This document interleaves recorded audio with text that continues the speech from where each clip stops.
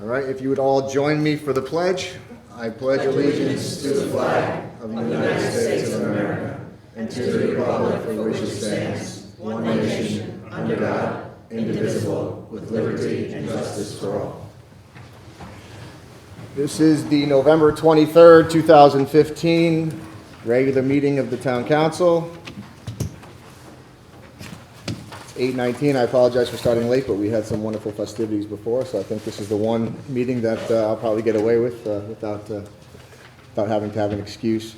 Roll call all members of council except for Mr. Reed are present. Mr. Reed regrets being unable to join us this evening. He had a mandatory work obligation in Boston, so he wanted me to relay that to everybody. Moving on, just so I can explain the procedure, this is the beginning of our new term, so we have to go through the process of electing our chairman and vice chairman. So at this time, I'm going to ask if there is a nomination for a temporary chairman of the Town Council. Mr. Chair, I'd like to make a motion to elect Frank Lido as temporary chairman of the Town Council. Motion by Ms. LaPellis. Is there a second? Second. Second by Mr. Kellogg. Is there any discussion? He's done an excellent job, I feel, for the year that he's done the chair, and I'd like to see him do it again. Any further discussion? All those in favor of this temporary election? And against? Motion carries 8-0. As temporary chair, I'm going to ask if there are any nominations for chairman of the Town Council. Ms. LaPellis. I'd like to make a motion to elect Frank Lido as permanent chair of the Town Council. There's a nomination by Ms. LaPellis. Are there any other nominations for chair? Seeing none, Ms. LaPellis, would you make a motion for election of the chairman? Yes, I'd like to make a motion to elect Frank Lido as chairman of the Town Council. Motion by Ms. LaPellis. Is there a second? Second. Second by Mr. Kellogg. Is there any discussion? I think he's done a very good job for the year that he's had it. I'd like to see him do it again. Do you only remember 1 year of me serving, Ms. LaPellis? Yes, because Mr. Jasinski was there for 1 year. Did you do, I believe I'm right. It's okay. That's all right. I am right. Any other discussion? I'm going to be more assertive. Any further discussion? All right, seeing none, all those in favor? And against? Motion carries 8-0. Before we move on, I just want to thank each and every one of you. I'm humbled by your support. I hope that I can continue to lead this body in a positive direction. And like I said, I just want to thank you for your unanimous support. Moving on, are there any nominations for vice chairman? Mr. Kelly. Chairman, I nominate Ms. LaPellis as vice chairman. Are there any other nominations for vice chairman? Mr. Kapoor? Mr. Chairman, I'd like to nominate Mrs. Martin for vice chairman, and I'd like to speak to the nomination. I don't know when that would be appropriate. Sure. Can I speak now? Please. Mrs. Martin has served the town of Monroe dutifully for over 30 years. She will be completing her 21st term as a member of this council next January, and was also a member of the Parks and Recreation Commission for 10 years before that. I believe it would be prudent for us to heed the calls of the first selectman here in Monroe and in other towns in our region, and previously a few minutes ago, to have bipartisan leadership on our legislative bodies. We have all heard from constituents and residents about acting in a bipartisan manner, and in order to keep checks and balances alive, create an environment for bipartisanship to grow, and have a member of the minority in leadership so that all members of this council have all the relevant information for a topic all at the same time, I hope that my colleagues can support Mrs. Martin's nomination as vice chair of this council. I think it is safe to say that after 30 years of serving this town, the Monroe we live in today would not be the Monroe it is without Mrs. Martin's contributions. Mrs. Martin would make an excellent vice chairman, and I ask for your support. Thank you, Mr. Chairman. Thank you, Mr. Kapoor. On behalf of Mr. Pellis, obviously I want to thank Mr. Kellogg for the nomination. I think nominating Ms. LaPellis for vice chair is probably doing her a disservice. She's been the chairman of this town council for a number of years.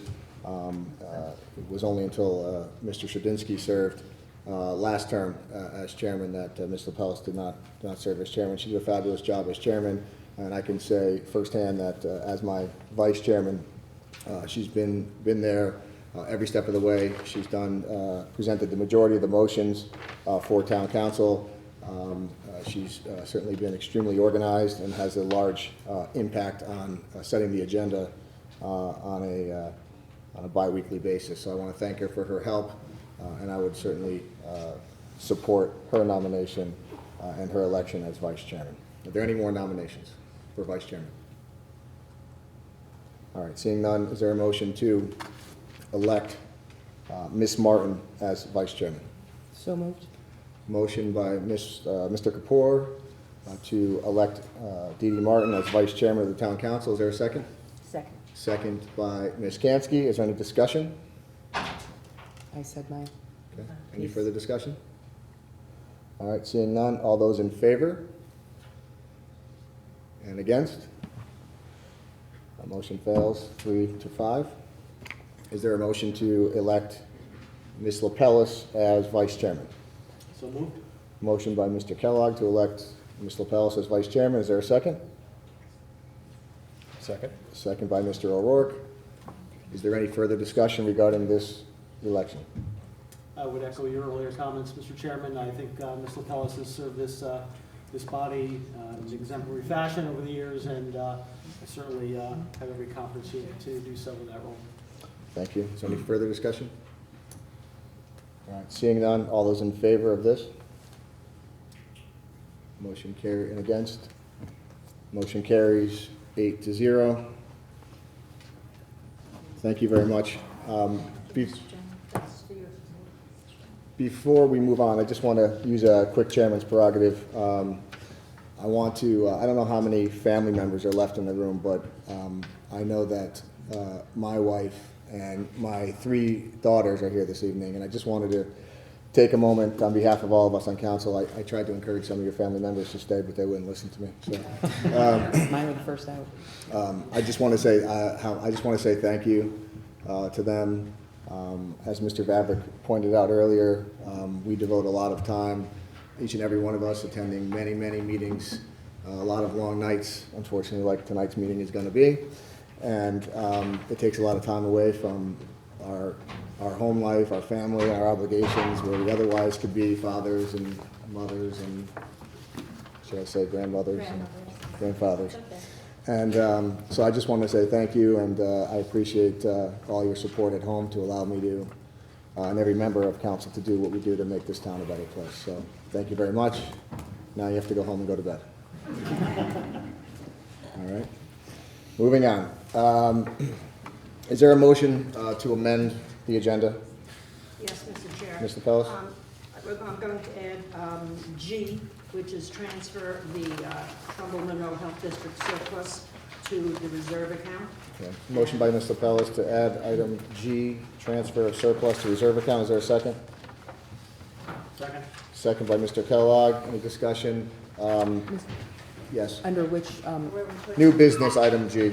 oh, It's just quick discussion. We'll discuss it in further detail later, but and as most of you know, we've been discussing the Trumbull Monroe Health District at length, and for housekeeping purposes, for the fiscal year ending June 30, 2015, the Board of Finance has already approved this transfer at their November 18th meeting, and they're asking that we approve it the same. We'll discuss it in further detail later. Yes, the Yes. information that was passed out earlier this evening. All those in favor of this amendment? Motion carries 8-0. Thank you. Is there a further And then, amendment? H is going to be the Jakunski Humes Architect LLC, of 42,000, no, sorry, invoice 15295. And then we'll So new discuss that business, adding Jakunski Humes invoice to new business as item H. Is there a second? second. Second by Mr. Kellogg, motion by Mr. Pellis. Any discussion on this? later. And again, we'll discuss this We'll further. we'll discuss it further This was later. in your packet, by the way. All those in favor of this amendment? Motion carries 8-0. Thank you very much. Are there any comments on the consent calendar? Mr. Chairman?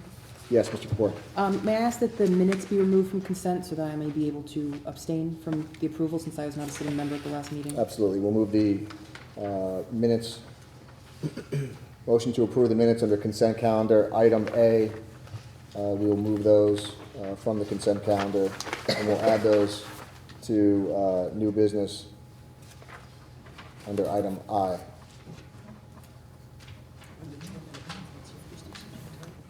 No, we'll go, sorry. Mr. Chairman? Yes, One more. yes, Mr. Kapoor. I would ask that the appointment of Jennifer Aguilar be removed from consent and put under Section 9, appointments.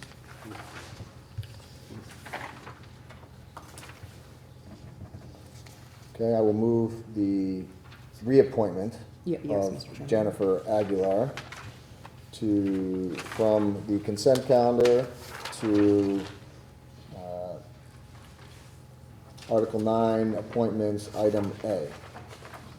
Because she didn't serve, is that, I don't know that, I'm trying to think about it. She didn't serve yet. Okay, thank you. Well, she is currently, it is technically a reappointment, but as per our custom, Mr. Pellis, and as all members of council know, that I've always honored any requests, if we don't full consensus of the town council, as Mr. Kapoor has indicated, he is respectfully making a request to have it voted upon, which is why we're moving anything off the consent calendar. So in the future, if anybody ever has an issue with anything on the consent calendar, please let me know, and I'd be happy to make it a full vote. Anything else? Nope. All right, seeing none, I'm going to pass the consent calendar as amended. Moving on to communications. Item A, memo from the town clerk to town council chairman dated November 17, 2015 regarding a term ending date correction for an economic development commissioner. B, memo from the first selectman to town council chairman dated November 19, 2015 regarding reappointments to various boards and commissions. C, memo from the first selectman to town council chairman dated November 19, 2015 regarding donations to the food pantry. D, memo from the first selectman to town council chairman dated November 19, 2015 regarding donations for Project Warmth. E, memo from the first selectman to town council chairman dated November 19, 2015 regarding donations to the Social Services Friendship Fund. F, memo from the first selectman to town council chairman dated November 19, 2015 regarding a donation to the police department. And G, memo from the first selectman to town council chairman dated November 19, 2015 regarding donations to the Volunteer Emergency Medical Service.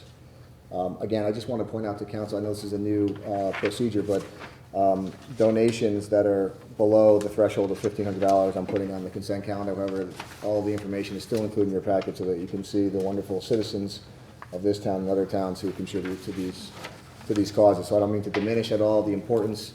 If anybody thinks it's ever in the future warranted to give more credence to any of these, please let me know, and we'd be happy to discuss it in further detail, but I wanted to point that out. All right, moving on, public participation. Are there any members of the public who wish to participate publicly at this time? Going once, going twice. All right, seeing none, I'm going to close public participation. Moving on to appointments. There's one appointment, and that is going to be the reappointment of Jennifer Aguilar. She's a U of 32 Surrey Lane to the Youth Commission. Is there a motion, Ms. LaPellis? Yes, I'd like to make a motion to reappoint Jennifer Aguilar to the Youth Commission, and she is a U. And her term, do we know when her term is? Yes. Confirm. Okay, so her term would be ending October 12th, 2017. Motion by Ms. LaPellis. Is there a second? Second. Second by Mr. O'Rourke. Is there any discussion? Ms. Martin? Thank you, Mr. Chairman. And I appreciate the chairman's indulgence in removing this for a separate vote and discussion. It's with deep regret that I personally asked for a separate vote on this reappointment, and I respectfully ask this as a member of the minority. The concern is not with the person. I want that made perfectly clear as we move forward, but my concern is with the process. I feel it's important to stress this and not lose sight of that in my comments. I strongly feel it's a matter of a violation of the spirit of bipartisanship and most importantly, a deep concern about minority representation. The seat discussed was previously held by an appointed Democrat who made the decision to remove himself from the party and become an unaffiliated voter. Certainly anyone's prerogative. To ask the minority to lose a seat and have a member sit in a seat that by their own admission does not represent the Democratic Party is difficult to support. minority representation was established to protect the minority, and the loss of this seat to me personally is troubling. I want to go back and stress this is not a personal consideration. I believe Ms. Aguilar has, by all accounts, served faithfully and well on that youth commission. And I understand the votes are seated this evening, most likely for this reappointment. And I want to make sure that my comments in no way reflect on the individual, but more on the process. The checks and balances is a selectman's appointment by recommendation of the party, and I find it unfortunate as the minority to have so few seats, to not have further representation. So that's my comments, and I appreciate your indulgence. Thank you, Ms. Martin. Any further discussion? Ms. LaPellis? I didn't know this was happening, so I'm going to speak literally off the cuff. What I appreciate you saying that has nothing to do with Jennifer Aguilar. What I know about her is just that she does so much in this town that she would be an asset to any group, and I fully expect that she'll be an asset to the Youth Commission, because she really goes the extra step in anything that she does, as far as I know. And we're quite a difference in age, so it's not as though she's my best friend. But what I hear about her and see and read is that she does a lot of things for this town. And I just see her as an asset any place that she wants to be in this town. Any further discussion? If I could just... I just want to try my best to comport with our rules of procedure and make sure that every member of council has the opportunity to speak once before anybody speaks twice, Ms. Martin. So Mr. Kapoor. I just want to echo Mrs. Martin's comments very quickly. It is certainly not about the person. It is most certainly about the process. 2 or 3 years ago, when I was on this council, we had the same discussion on a seat, specifically on this board. And it was the same discussion that we're having now. And it wasn't about the person, it was about the process. So I just wanted to ditto those comments and make that absolutely crystal clear. Ms. Martin? Really, that I was just reiterating my point. I would so much want this to not reflect on personality and on more of the issue that we feel strongly about. Okay. Any further? And I understand that. I should say something. I very rarely say things up here, but I just thought that, what I know about her, she's done a fantastic job. Period. End of conversation. Any further discussion from any members of council? Mr. O'Rourke? I couldn't think of a more qualified individual for this position for Youth Commission. Anything associated with soccer, various events and organizations that are run out of Wolf Park, Jen Aguilar and her husband are, first and foremost in either participating, running it, or having some coordination with it. Thank you, Mr. O'Rourke. Any further discussion? Mr. Kellogg? I just wanted to say, for the record, my understanding, notwithstanding this appointment, it was my understanding that the minority representation, as required by charter, which I fully support, is maintained regardless of this appointment. So I don't want there to be a perception that if this appointment were to go through, that minority representation, as required by charter, does not exist. I believe it does. Furthermore, given that this is a reappointment of a seating commissioner, I feel it is someone who's still willing to serve. I think it's certainly an appropriate reappointment. So I do feel like if there's minority representation already intact, so long as it doesn't violate that, I would be inclined to support that. Thank you, Mr. Kellogg. Any further discussion? Just very Ms. Martin? briefly, if I may. I didn't mean to indicate that this upsets the balance of minority representation. I don't think that could be done. So that, wasn't my concern. And I would just reiterate that this appointment was made as a Democrat. And this individual no longer chose to be a Democrat, which up front I said that was fine. That's someone's prerogative. But to occupy the seat that had previously been held by a Democrat when there are so few of them, not upsetting the minority balance, if perhaps it could make it a Republican seat. So, I'm good.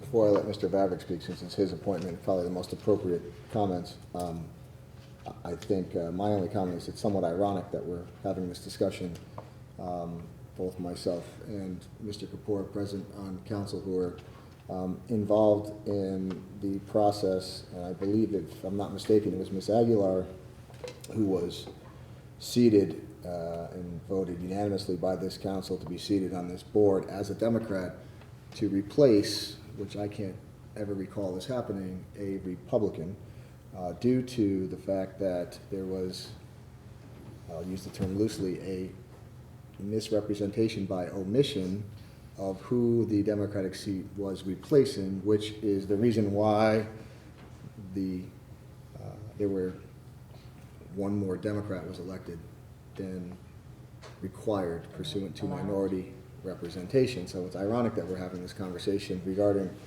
Ms. Aguilar's seat.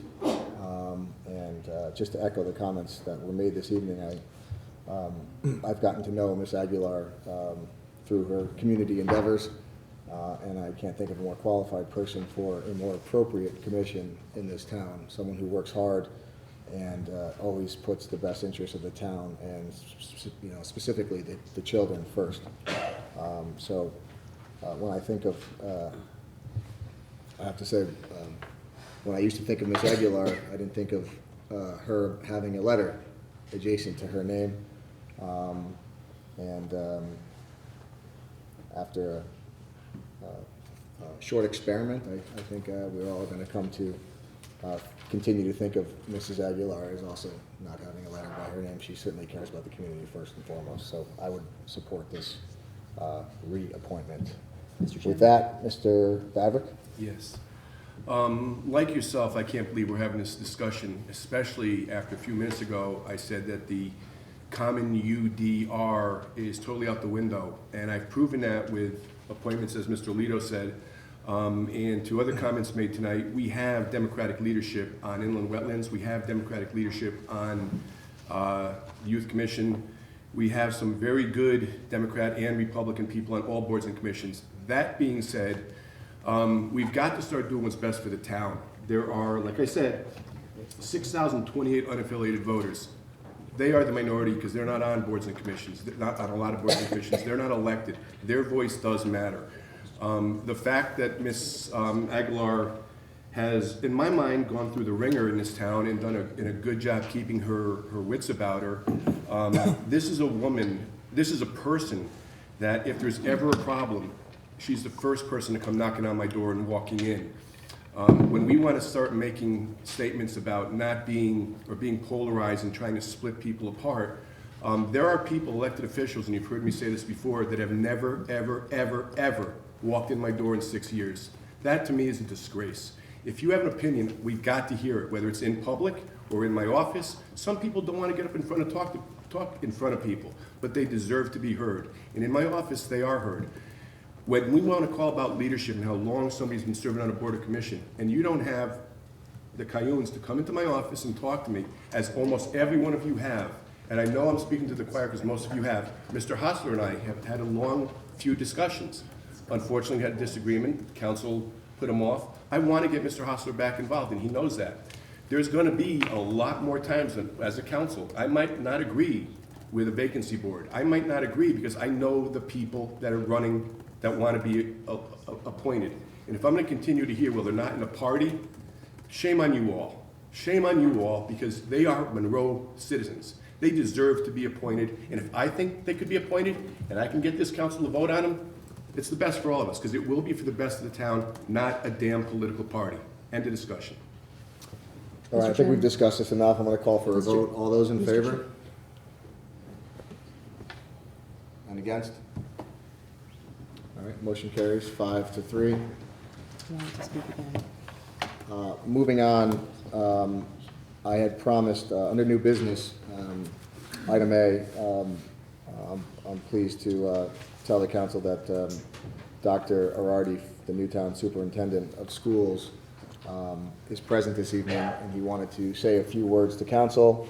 We have a very lengthy agenda, and not realizing what just happened, Doctor, I didn't realize it was going to take that long on the reappointment, but I would like to have you come forward, and we're going to take item A under new business at this time. Floor is yours. Chairman, thank you. And first, congratulations to your reappointment, and congratulations to the entire town council, and first selectman, congratulations to you. For those who don't know me, and I think most of you do not know me, I'm Joe Arardi, I'm the superintendent of Newtown. To my left is my boss, the board chair, Keith Alexander. I came to Newtown in January of 2014, and for the past nearly 2 years, I've worked with your town leadership, particularly your superintendent. I'm here this evening to share a couple of thoughts with you. The first is that there were a number, and you all know this better than I do, there were a number of folks who raised their hand to help Newtown immediately after the tragedy. And some of those folks are still in place. But at least in the seat that I sit in, nobody has stood tall like the town of Monroe. For the past 3 years, to continue to give of your service, of your time, of your talent, of your treasure, is extraordinary. As you all know, that on 12/14/15, a couple of weeks from now, it'll mark the 3rd-year anniversary of this tragedy. And for the past 3 years, the Sandy Hook School, with the relocation to Chalk Hill, has been the opportunity that has allowed normalcy, the new normalcy, to continue at Sandy Hook. I want to share with you that we've met with the central office at the Board of Education. We've also met with the Board of Education. And we have an exit plan that we believe is appropriate when we leave to our new building. Our certificate of occupancy for the new Sandy Hook is scheduled on or about June 1st. And we will assure the town leadership, particularly through the first selectman's office, that the building will be left in a spotless way to show our continued thanks for your gift giving. I think the second piece that I'd like to share with you is that the resources that this town has provided and never flinched in the 2 years that I've been here is truly precedential. The activity that we have at Sandy Hook and the proactive approach from your safety officials, the proactive approach from your first selectman, and the all-in approach from your Board of Education, particularly from your leadership, from your superintendent. It's not a particular day or a particular week, it's constant. I stand here sharing with you that you've created a safe environment and a nurturing environment for students and staff who needed safety and needed nurturing. And I know that I stand with the school board chair, who also has remarks for you, along with the entire board, the faculty and staff of Sandy Hook and the town of Newtown. Just here to say thank you. We'll be back at the end of the school year just to button up and to make sure that we're leaving as good neighbors. But I couldn't think of a more appropriate time than in December to stand in front of you and to long and loudly share with you that there's extraordinary appreciation on our end. And sometimes we don't say it loud enough or public enough. But from all those entities that I stand with to represent our community, from the town of Newtown to the town of Monroe, first class with incredible dignity and incredible character. I thank you. Thank you. my superintendent stole most of my words, particularly the part about not thanking you enough. We've been down a couple times to say thank you to Board of Education and come down here once or twice to say thank you. But there are people we don't get to thank directly that support us. Your police are fantastic. We're always very happy. I've spent a lot of time dropping by Chalk Hill over the past couple of years to see the kids at Sandy Hook, and everything runs so smoothly down there. And then when we've had problems, you guys have instantly turned around and helped us out at the time. And I can't think of a better way to point that out, is those times that you guys do that are the times that we remember how much we're glad that we're here right next to you and you were there for us. So thank you very much. Thank you. Thank you. Thanks for coming.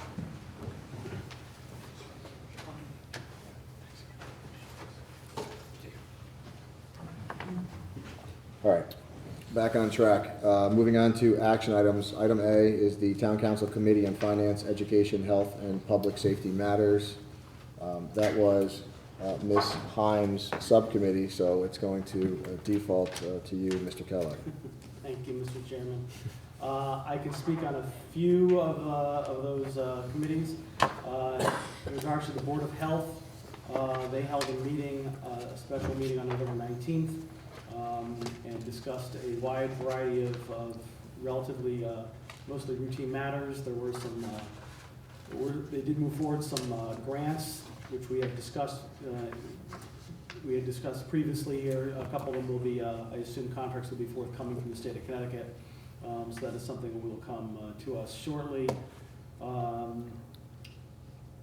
think that's nothing else that's critical nature. I know they're also in the process of discussing current and future budget, as I'm sure all departments are, but something, being that it is a brand new department, something that's still actively being discussed in earnest relative to their budgetarily. As far as EMS Commission, they intended to meet last week. They had a lack of quorum, so they did not meet. I'm not sure if that is going to be rescheduled in terms of a special meeting to take its place. And although I am not a liaison to the Police Commission, Ms. Heim asked me to relay through Mr. Knapp that she was informed that we are unfortunately losing one of our officials, that Captain Michael Fleck will be resigning in January. So I'm passing that along with my little set. Will be losing a good official like Mr. Fleck, but that's all I have. That's all? All right. Thank you, Mr. Kellogg. Moving on to action item B, Town Council Committee on Planning and Zoning, Public Works, and Parks and Recreation matter. Mr. O'Rourke is the chair of that. Mr. O'Rourke? Our subcommittee has not met since our last town council meeting. Parks and Rec meeting was canceled for this month. Our P&Z and EDC liaison, Kevin Reed, is with a work assignment this evening. Inland Wetlands. Yes. Yes, they had a meeting on Wednesday, and I was there and attended that meeting. They did have several public hearings that they either extended or postponed, and I thought maybe I should run quickly through those. 224 Guinea Road, regulated activities associated with removal of fill and installation of plantings within a wetland area. That was postponed because they need an extension. 53 Whispering Pine Road, regulated activities associated with proposed construction of a pole barn, greenhouse, chicken coop with associated gravel. That they needed an extension on. 28 Purdy Hill Road, also they needed an extension. That was a remediation of a disturbance within a regulated area. 1427 Monroe Turnpike, again associated with regulated activities associated with the construction of a single-family dwelling. That was postponed. The only public hearing that they did hear was the 64 Cambridge Drive subdivision, referral for re-subdivision of property and regulated activities associated with the construction of an additional roadway, driveway with associated grading, utilities, and drainage, and that's by the Kimball a group, and that motion was approved. And that's about it. Thank you, Ms. Kansky. Anything further, Mr. Roy? DPW, with regards to the underground storage project, that still seems to be going on schedule, and that's it. Thank you very much. Moving on to action item C, Town Council Committee on Legislative and Administrative Matters. Mr. Pellis? Well, we spent, as repeated from before, we spent the last two meetings looking at these ordinances and refining them, et cetera, so we're going to vote on them tonight. Okay, thank you very much. Trumbull Monroe Health District, Mr. Knapp was the chair of that, and it's hanging on by a thread, so we'll assume there's no report unless you have something to report, Mr. Vavra. The only thing I can say is earlier in the week, end of last week, I'm sorry, because this being Monday, obviously, the items that were in the health district were actually formally removed. There are unfortunately some things that were supposed to be in our count that was missing. We're still finding out how and why that happened.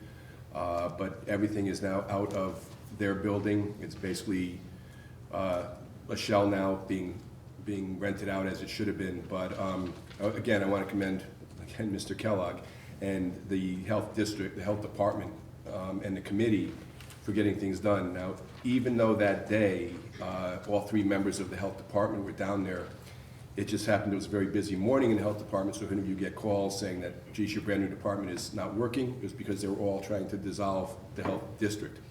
So the department, they came back by noon, they were back up and running again, but when you only have three people and they all had the integral parts, because as you know, they were all employees of the district, now there are employees, they had to be there just to make sure everything was there, and they're the ones that told us, oh, we're missing this, this, and this. But we're back up and running, and everything is fine. I just want to let you know if somebody did say they weren't there for a morning, they were at the district dissolving it, so. Okay, thank you, Mr. Vavra. I just have a quick question, Mr. Sure, Ms. Martin. The town attorney commented last time in his remarks about a surprise unemployment claim. Do we have any resolution on that? For the record, the town attorney, as you'll see on our agenda under unfinished business, item F, the Trumbull Monroe Health District is still an agenda item.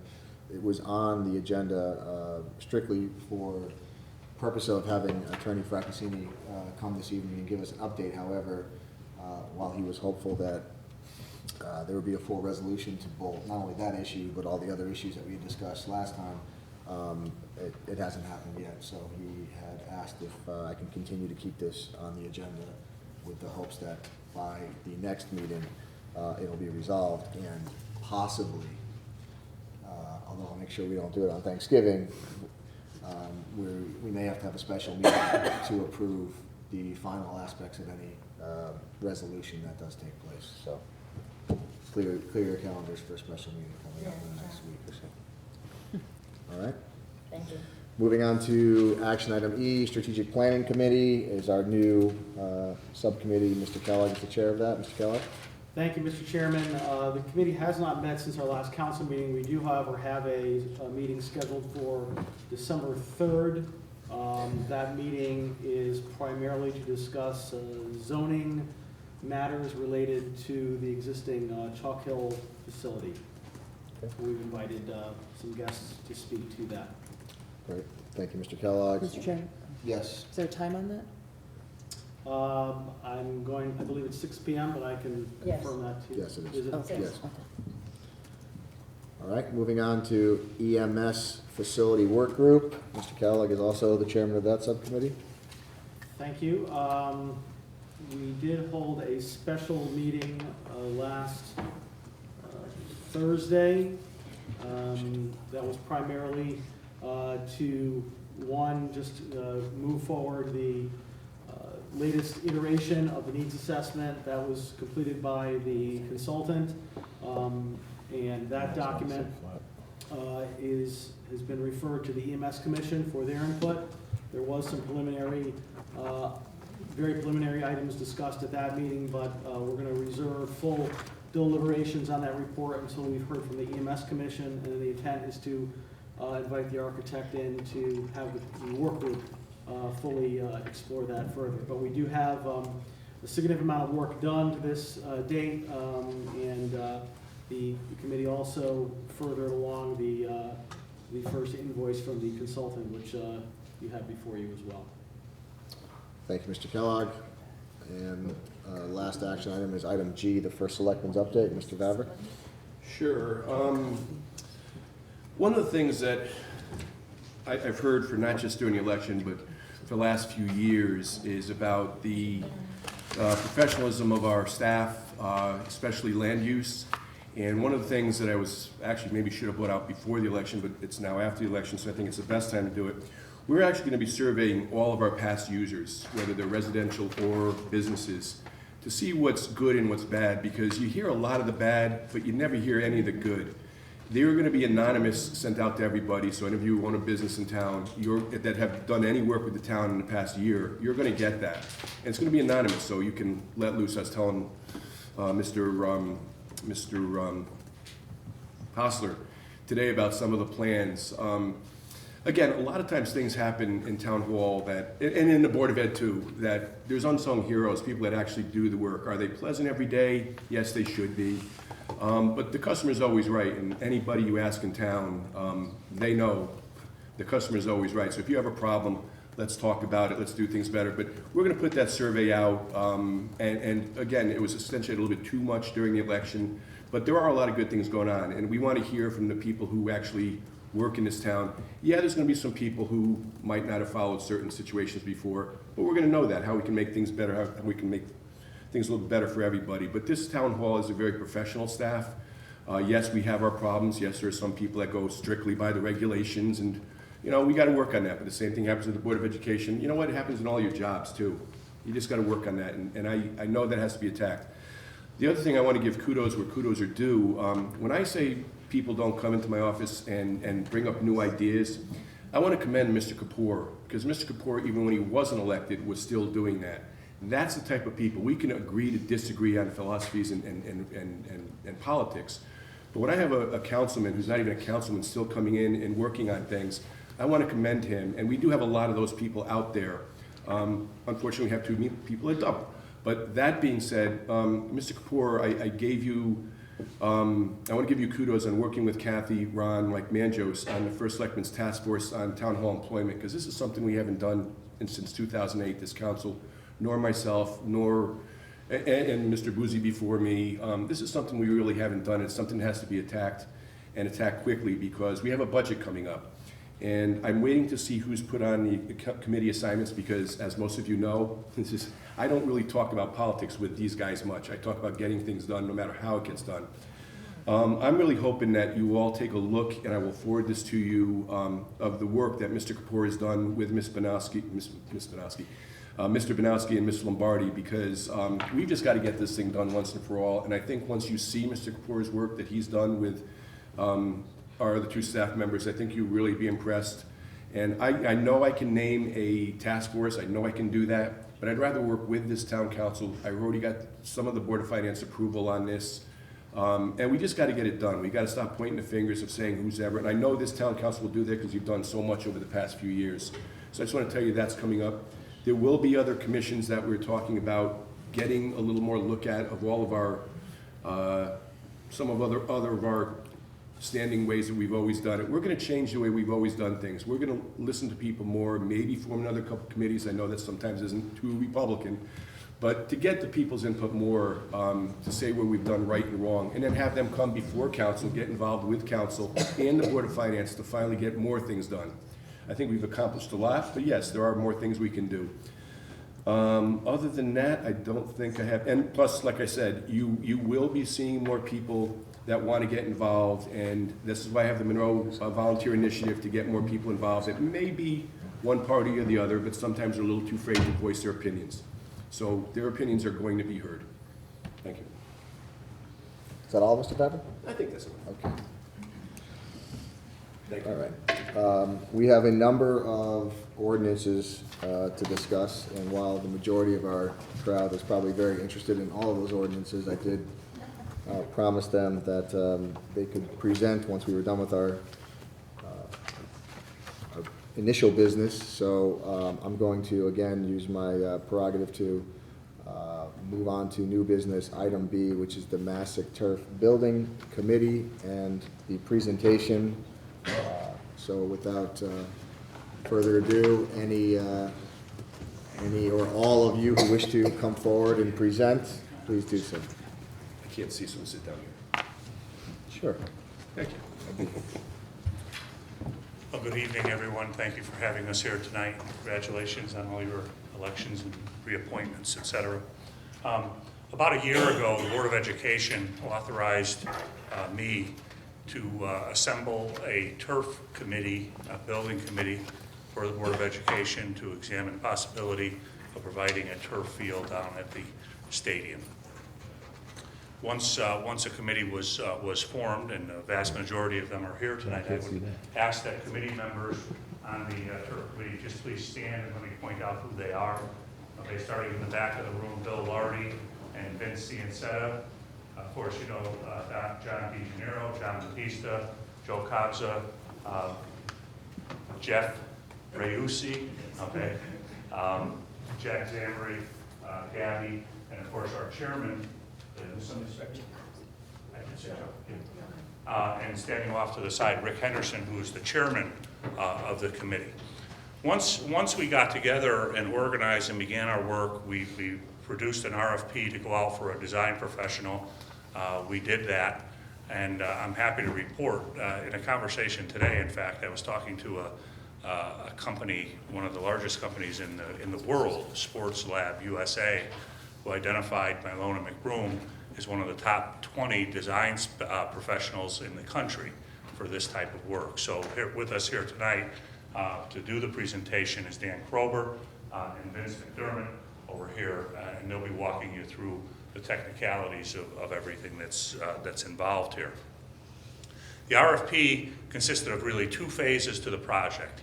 Phase one is where we are right now, and that is to design a facility to the point where we get a good concept design and good numbers to go forward with for bonding purposes, okay, should the town elect to do this project going forward.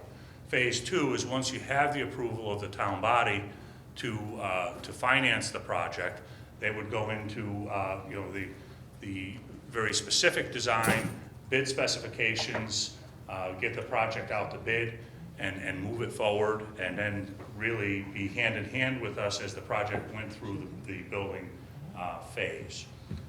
The project that you're going to hear tonight there is the potential, if it were to move forward this winter, that it could be started in June of this coming year, in June of 2016, and students and community members can be playing on that field in mid-September of 2016. That's how fast this whole thing can come about. So why are we here tonight? We're here, first of all, to inform you, primarily to inform you of what this project could look like going forward, give you as much of the specifics as we can, and then to ask for your support to bring this to the next logical step, which is either a town meeting or a referendum for approval for some kind of a bond. So we're going to walk, Dan and Vince are going to walk you through the project, show you what it's all about. There's going to be a couple of places where I will interject, or perhaps Rick will as well. We have some thoughts on creative financing. We have some thoughts on how to go forward with this and why. We have a great team put together, a good cross-representation of the town, very knowledgeable, to pull this project off. And I'm very confident that when you see where we are, you'll be as impressed as we are with the project at its current point. We presented this project to the Board of Education at its last board meeting. There are two options to this project. One involves a crumb rubber infill that you've been seeing in the news of late. And the other alternative is for some alternative infill. And in this case, we are recommending, and the board endorsed, the Board of Education endorsed, alternative 2, okay? Alternative infill, preferably with an organic material as the infill. Now, why do we do that? I'm going to hit you up front with this. We do that because if there is even the slightest chance that crumb rubber and its chemical components can pose any threat to any of our kids, I couldn't endorse it. And I couldn't live with myself as a professional educator that if something were to happen.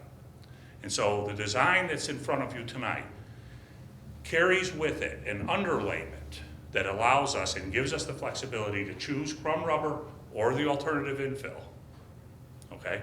It's also a substance which reduces concussions in what they call G-Flex, I believe, right? G-Max. G-Max, okay? I was watching football for one of the first times in my life yesterday and watched a quarterback get tackled, and his head hit the turf, which was, I think it was a grass field, and his head bounced, and they actually paused and commented about that, of how many G-forces that took. We can't control every hit and every action on whether it's soccer or football, but we can control what happens to a head when it hits that turf.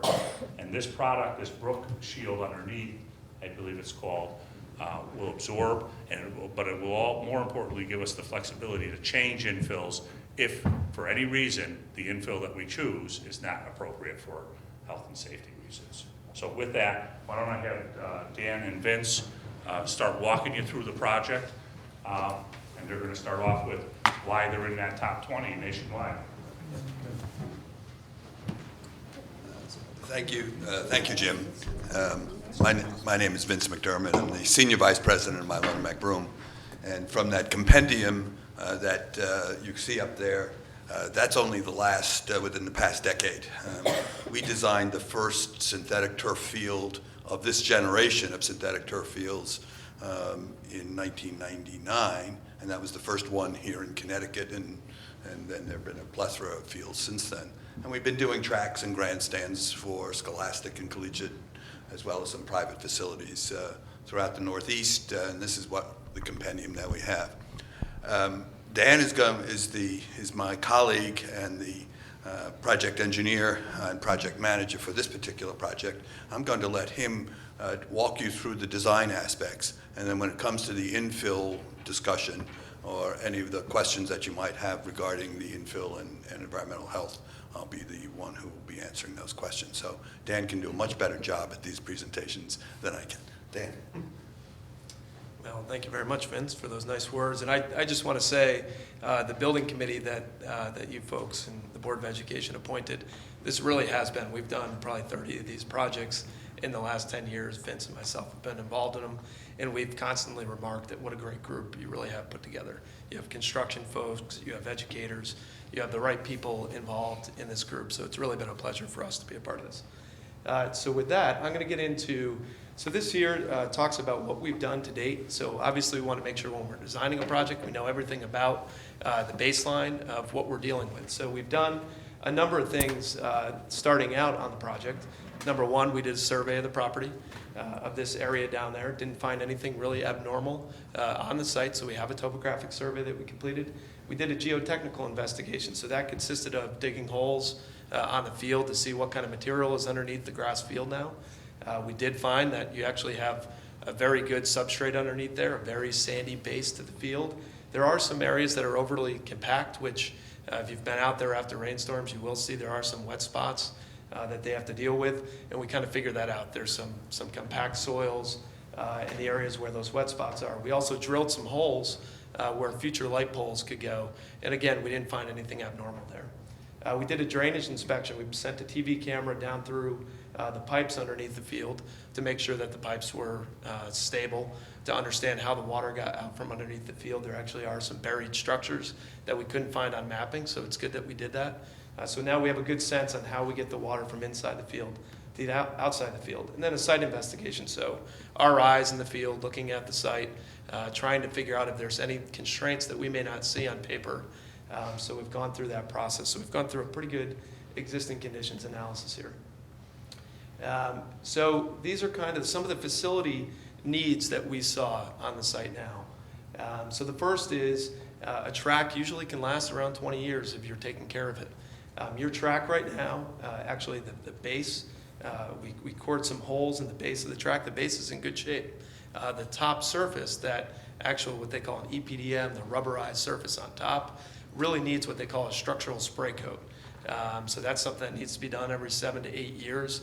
Right now, you're definitely at that point where you're kind of at the make or break point, where if you don't do that, you're going to see the track go into failure. So we definitely want to recommend that you do that now. Right now, you have 6 lanes on your track. 6 lanes all the way around, along with there's a straight section, a straight sprint section that also has 6 lanes. You'll see a lot of your competitors' tracks have 8 to 10 lanes, really 8 lanes around, maybe a 10-lane sprint. We see an opportunity here. There's a lot of space in between the fence on that straight section and the grandstand where you could fairly simply add another 2 lanes, which will really help your track events flow better. We've looked at your shot put area. Your shot put area right now, kind of down around the back of the field house, actually isn't up to standards. It doesn't have the right length, so we've actually heard that some of the kids are actually throwing through the end of the shot put area into the woods. So there's no room really, because the slope drops off on the backside fairly steeply. There's no room in this location, unfortunately, to expand it, or I'm sure it would have been. So we're going to look at making that meet standards. These are some of the test pits we dug. So in this spot, we saw those were the tight soils that are really causing you to have some drainage issues on the field. Your athletic field lighting, right now it's on wood poles with light structures that, certainly call the system substandard at this point, probably lit to maybe a 20-foot candle level, where we're proposing something at a 50-foot candle level. So we're essentially going to double the lighting standards. Then you have a sound system right now that, again, is a little substandard. As part of the project, we propose that we upgrade that sound system, put up some new speakers, a new PA system. Hopefully that'll also be able to help with some of the sound issues around the complex as well. If I can interject here again, Yep. if it's Yep. okay.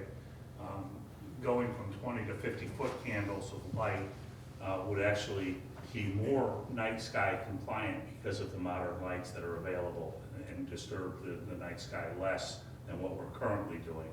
Another proposal is to redirect this sound system so that it's not glaring out towards the neighbors to the back of the field, but coming back to the stands. So it would be less offensive to all of the neighbors that listen to our games from their And living the rooms. light would be less offensive to the neighbors too? Or the practices. Right. Yeah, the way that the lights are designed now, where right now the lights just kind of shine out. Now the newer type lighting shines down. It's more focused on the field. It has a shield on it that focuses that light down. It's a lot more sophisticated than it was when this lighting was put in. I'm going to bring Vince up to talk about why do we think there's a good idea here. You can advance it for me. Yeah. So one of the things about synthetic turf in comparison to natural grass is that it is much more available for play. The general rule of thumb for grass fields is that you should only have, for a well-maintained grass field, is that you should only have about 20 hours per week of use. Beyond that, you're beginning to cause deterioration through compaction. And once you begin to get compaction, you then run into potential issues of field safety. I'd comment that your field is in pretty good shape, and the amount of money, and we'll get into some budget, is that you're spending on it now is certainly on par for a natural grass field. And you see what its quality is if you've been on it. It is certainly not Yankee Stadium or Fenway Park, which is what we all strive to do in our industry. We want to provide the safest fields, and that means mimicking the quality of natural grass to the best of our ability. So this natural grass field, you can run this field from dawn until dusk in a variety of weather conditions, and other than very extremely severe downpours, which you shouldn't be playing in anyway. But even in weather, if you have lacrosse, fields can be plowed in the early springtime, so you can get on them. So the additional use is really important. It also reduces the burden on your other fields. Because of the ability to use it from dawn until dusk, studies that we have done for the town of Guilford showed that a single synthetic turf field over the life of a field is worth about 2.5 grass fields in terms of the ability to use it and the cost of maintenance and so on. I think the community use of the field, because you're able to use a field for extended periods of time, you can, it doesn't need to be limited to use by the high school and scholastic events. It can be used by others because it will go well beyond the 20 hours of use recommended for natural grass fields. The all-weather surface allows for play in, during, and after rainstorm. A number of years ago, there was a 4-inch rainstorm event at Yale on Reese Stadium, and they were able to play on the field in about 3 hours after that major event. It's designed in such a way so that water evacuates, and so it doesn't build up during, and doesn't hold the moisture the way soil does, and so it dries off very quickly. We didn't know this when we started, but I think it would be quite evident to anybody who was involved in the sports program at the high school, is that you have an inordinate number of postponements and cancellations in comparison to your peers in your league. This would allow that to go away. I think when you compared, I think the athletic director said that the peers are 1 and 2 games, and you are up into the 20s and 30 games when you have all sports. And at the sub-varsity level, though, some of those games get canceled if they can't be made up. So this certainly goes toward that point. I think just clarify that. It was actually 2013 data, wasn't it, John? It was That was 2012. 2012. 49 postponements occurred. Okay, and if you follow sports in any way, 49 postponements and rescheduling and all of the chaos that generates, not only for our athletic director and the coaches and the kids, but the families that are trying to get to watch these games. It's an astounding number of postponements. this next point is something that I wouldn't have realized, but when we did Region 19, E.O. Smith High School a number of years ago, and after the fact data, the number of the reduction in lost days for physical education classes became significant. When you had a muddy field, you wouldn't go out. Obviously, you don't go out in the rain with the kids, but if you have a muddy field, you delay activities or have to find alternate locations for them. And that went away. The other parenthetical thing, with the synthetic turf field and a good track, they noticed that increased participation in scholastic athletics after school went up because field time was available. Some interesting statistics. Annual maintenance cost. This is really a significant driver. You pay $30,000 a year to maintain the stadium field. That is on par with the data we have seen since the early 2000s, ratcheted up for inflation, in studies elsewhere in the country. And so you're doing what you should be doing. The cost of maintenance of a synthetic field should drop to about $6,000. With organics, it may be slightly higher, but that will, because you don't have to line it, you're lining it once. You're not paying for irrigation, you're not mowing, you are doing some minor grooming and field maintenance, but on average, it's about $6,000 per year in maintenance versus the 30. The concept there is that the difference can be saved because we all know that the fields have to be replaced after 10 to 12 years, and so you put that toward your sinking fund to the best of your ability. Dan? Again, just a point of clarification there. The field does not have to be replaced in its entirety.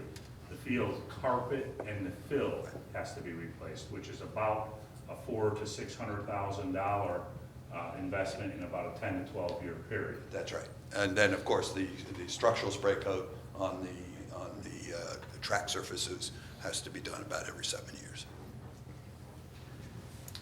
So this leads us to our design plan. So the design is obviously targeted at solving as many of the field deficiencies as we can. So this is the plan you have here. This is a rendering we prepared. Obviously, the centerpiece of the project is the synthetic turf field. So we would basically take out, remove the natural grass in the field, put down the appropriate underlayment. So Jim talked about the Brock underlayment pad that would be under the field. There's been a lot of studies on head injuries. And what this underlayment does is provides a more uniform surface underneath the field, as opposed to a stone base, which is kind of the conventional way that we built these fields. They both have the same great drainage characteristics, but this provides a guaranteed maximum on how hard that field's going to get. And how hard the field gets is really a big part of how concussions are going to happen on the field. So we feel like this is a great addition to the project. So we do show here that we would stripe, permanently stripe, we'd inlay stripes right from day one, all of the fields that would be played, all the games that would be played on this field. So you'd have soccer, lacrosse, field hockey, boys and girls lacrosse, striped right on the field. It may seem confusing for those of us that don't play on these fields now, but the kids play on fields like this all the time, so they're very used to it. So that's the main component of the project. We show a logo in the center, maybe some end zone graphics, maybe not. And then we have on the ends of the field, so that what we call the D areas, so this area here behind the end zone, this is where the track jumping events are currently. We're going to have to reconstruct that because we have to have some component to anchor the turf to. So you have to reconstruct a portion of that. And these events really should be reconstructed in this area. So this will all be track surfacing that'll be put in here. The same on the other side. We have a high jump area. And we have another throwing event here. So those will be reconstructed. Here we're showing an 8-lane. So we're adding 2 additional lanes, like I said originally. There's plenty of room here to add that. We're actually going to rebuild this walkway because the grades are going to change a little bit. So rebuild the walkway in front of those 2 lanes.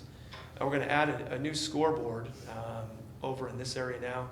The scoreboard's right here now, and really it'd be a much better location if the scoreboard were in this location here. So we're suggesting that we construct a new scoreboard there. New field lighting system. So new field lights are these black dots here. They don't pop very well, but essentially in the same location that the lights are now. They will be that higher end, better efficiency system. And then we're going to do the maintenance on your track, so the structural spray coat that I mentioned earlier.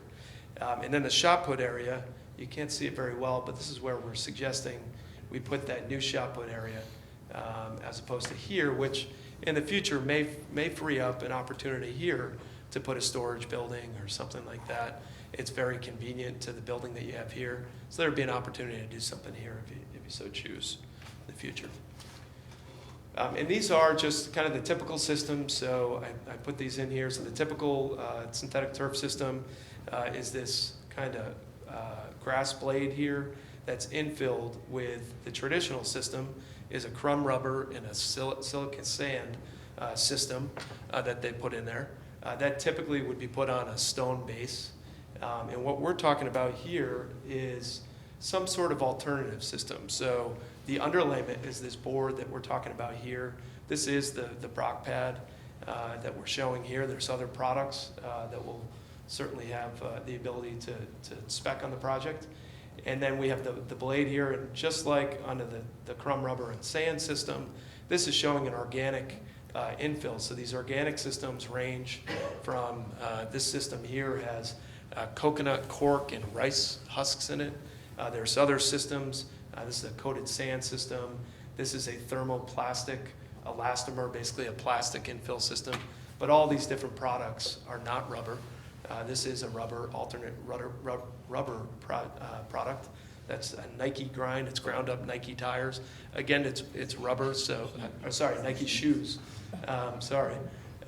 So yeah, this has been used here, but it's rubber. So if we have the concerns about rubber, we just don't see this as a fit here. And that's just another picture of the different shock pads or E-layers that can go into the field. And now the important, kind of all-important bottom line question here. So here's the budget that we've put together, option 1 and option 2. You'll see that really nothing changes with the way that we've designed the project, except for this line item here. $380,000 compared to $600,000. So we're talking about a $220,000 delta in the two systems. The rest of the items are basically identical. So we're suggesting at this point a 10% contingency on the project. That's for construction if there's some unforeseen condition. Our experience has been that we haven't had a lot of those unforeseens if we do our job up front and understanding what's out there. So what we'd like to see you do is hopefully we don't find any unforeseens, and we have some other items down here at the bottom. If we don't use this money, there's certainly a lot of other opportunities that we talked with the committee about that money could be used at the facility. One, loose field equipment. You need to replace that equipment over time. It's expensive. That's jumping pads, that's goals, that's hurdles, all that sorts of stuff, those sort of things need to be budgeted over the time of the facility. So certainly there's always a need to replace and upgrade that equipment. Right now there's really no independent walkway down to the field. There's a driveway that goes down there, but if there were an emergency, if there was an ambulance coming down to the field and there were people trying to exit the facility, it could be an unsafe condition. So the committee talked about maybe the opportunity to build a single standalone walkway from the field up to the school. So we budgeted that at $100,000. And also the potential for an elevated seating platform. Right now you do have accessible seating at the base of the bleacher that does meet the code. But we thought maybe it may be something to look at to have an elevated platform where folks that are in a wheelchair wouldn't have to sit at the base of the bleacher, but could sit at an elevated platform area. So with that, we kind of tried to summarize here the breakdown. This isn't all, although we're talking about turf, it's not all a turf project. So we're going to start out, we have our baseline number here. We're assuming we're considering option 2. So general conditions, this would include contractors' mobilization, bonding. We're going to assume that you want to bond this project. They're going to carry their costs, those type of costs in here, so about 5% of those costs would be here. We then have the field, so that's the actual turf and the infill. That composes about 30% of the project. Earthwork and drainage, so basically to prepare to put that field in is about 23%, $475,000 of the project. We have the track and field improvements, so here that's 20% or $415,000. And then the lighting, the audio, and security, we've actually want to make sure that you have adequate security to protect your new investment here. So we'd add some new security cameras down at the field so you can hook that into your security system and also the audio system. So about 22% of the project would go to that part of the system. So there's a lot more than just turf on this project. There's other components of the facility that need upgrading. With that, I'm going to hand this over to Rick to talk about some opportunities for the community. So, thank you. So in my previous, good evening everyone. I'm sorry for we're finishing up here for questions and answers. In my previous turf field committee representation, there are a couple of questions that always come up. Is the field available for everybody from a sports aspect? And as you can see with the amount of lines on the field and the breakdown of the cost, that this is more than just soccer or more than just football, for the track and field elements, things like that. Another is the field safe? Another is, can everybody use it in town? One of the things, this is the data collected by our athletic director, John DeGennaro, and I highlighted 2 boxes that I'd like you to point your attention to, that this is fiscal year July 1st, 2014 to June 30th, 2015, that at the Massac Stadium field, only 6 hours the entire fiscal year was community hours. So I don't care if it's Monroe, Newtown, or any town in the state of Connecticut. In my opinion, a field in our town should not be only allowed for 6 hours. So the reason for this is because of this. Is 97% of our high school, the high school percentage using this field. That's why the field is having trouble repairing itself. That's why the drainage issues and all the existing conditions is because it's not just football using the field. There's a lot of sports using one field, so the field issue in the project is a fix for space. What this project also will allow us to do is additional 22 to 28 hours of usage on the weekends in fall and the spring, with 50% of that being available to community use. The word guarantee has come up in our town meeting with youth sports programs, and the idea of making it available to everybody. John DeGennaro, Joe Cobza, and all the community, especially the committee, we are focused on this. It is a very, very big component to our project. Last is how we're going to pay for it. So obviously we mentioned the word bond, and that's what we're asking for, to bond the entire project. So Jim and Dan mentioned the diversity that's on our committee. For those of you who don't know me, what I do for a living is my expertise on the committee is the business development aspect, and especially in fundraising. We do have a fundraising plan, and we are trying to get committed of private philanthropy to offset the burden on the taxpayers of our project. The number one thing that Jim and I have selected a small list of names that we, for confidentiality, and if anybody wanted to be anonymous, I won't mention names tonight, but some quiet conversations are being put on the calendar for a potential naming opportunity, okay? I will make mention, some of you may ask already, that the field has the Benedict name on it. No, Steve, you're not on the list, sorry. The Benedict Field name is, we have a meeting scheduled, or a meeting is being scheduled, just to clarify, with the Benedict family. We will not rename the field, okay? This will be a complex name, athletic field complex or something like, very common in the higher education and secondary institutional models, where the field is named after one person and the entire complex is named after another, very common, okay? So there is a naming opportunity. We do have a price tag on that. We do have a very small list of people that we're identifying for that. Second is major gifts. We believe that this will be some corporations in town, some higher net worth people that do want to get part of the project. We do have identified a couple people that have showed some minor interest based on where we go from here after tonight and moving forward. And once the project gains steam, we feel that this is going to be a big opportunity. And lastly is our Booster Club. We have had some meetings already with the Massac All Sports Booster Club. A couple things I'd like to point out is the Massac All Sports Booster Club is a registered 501c3 entity, which for every one of these opportunities on the board provides a tax benefit for anybody who would like to get involved. So the Booster Club will hold as that pass-through entity for people making gifts to the project. The bylaws of the Booster Club do say it's an all-sports Booster Club, which again just flows right into it. This is a multi-purpose field for all sports. So we feel, we're going to open up for question and answer. Just in closing, as chair and on behalf of the committee, this committee has worked really hard. We believe we have looked at every nook and cranny and every question. We're open for any questions, any comments. We do believe that this project is going to have a big impact on the town. We believe from a marketing perspective, and especially with this alternative fill that the committee is committed to. There is only one other town in Connecticut, town-funded alternative fill turf project. And if we're looking to put Monroe on the map as a good place for young families to come into, to be a part of, we believe the press release on this after it's all done could be pretty impactful for the town. So with that, open up for questions. Mr. Chairman. Just one more comment on the fundraising. Ever since the state has reopened the avenue for us to put aside money for capital reserve fund, we've been doing that with our excess money on the Board of Education side. I think we're starting to creep up towards the 400,000 mark in money that we have given back from unused budget funds.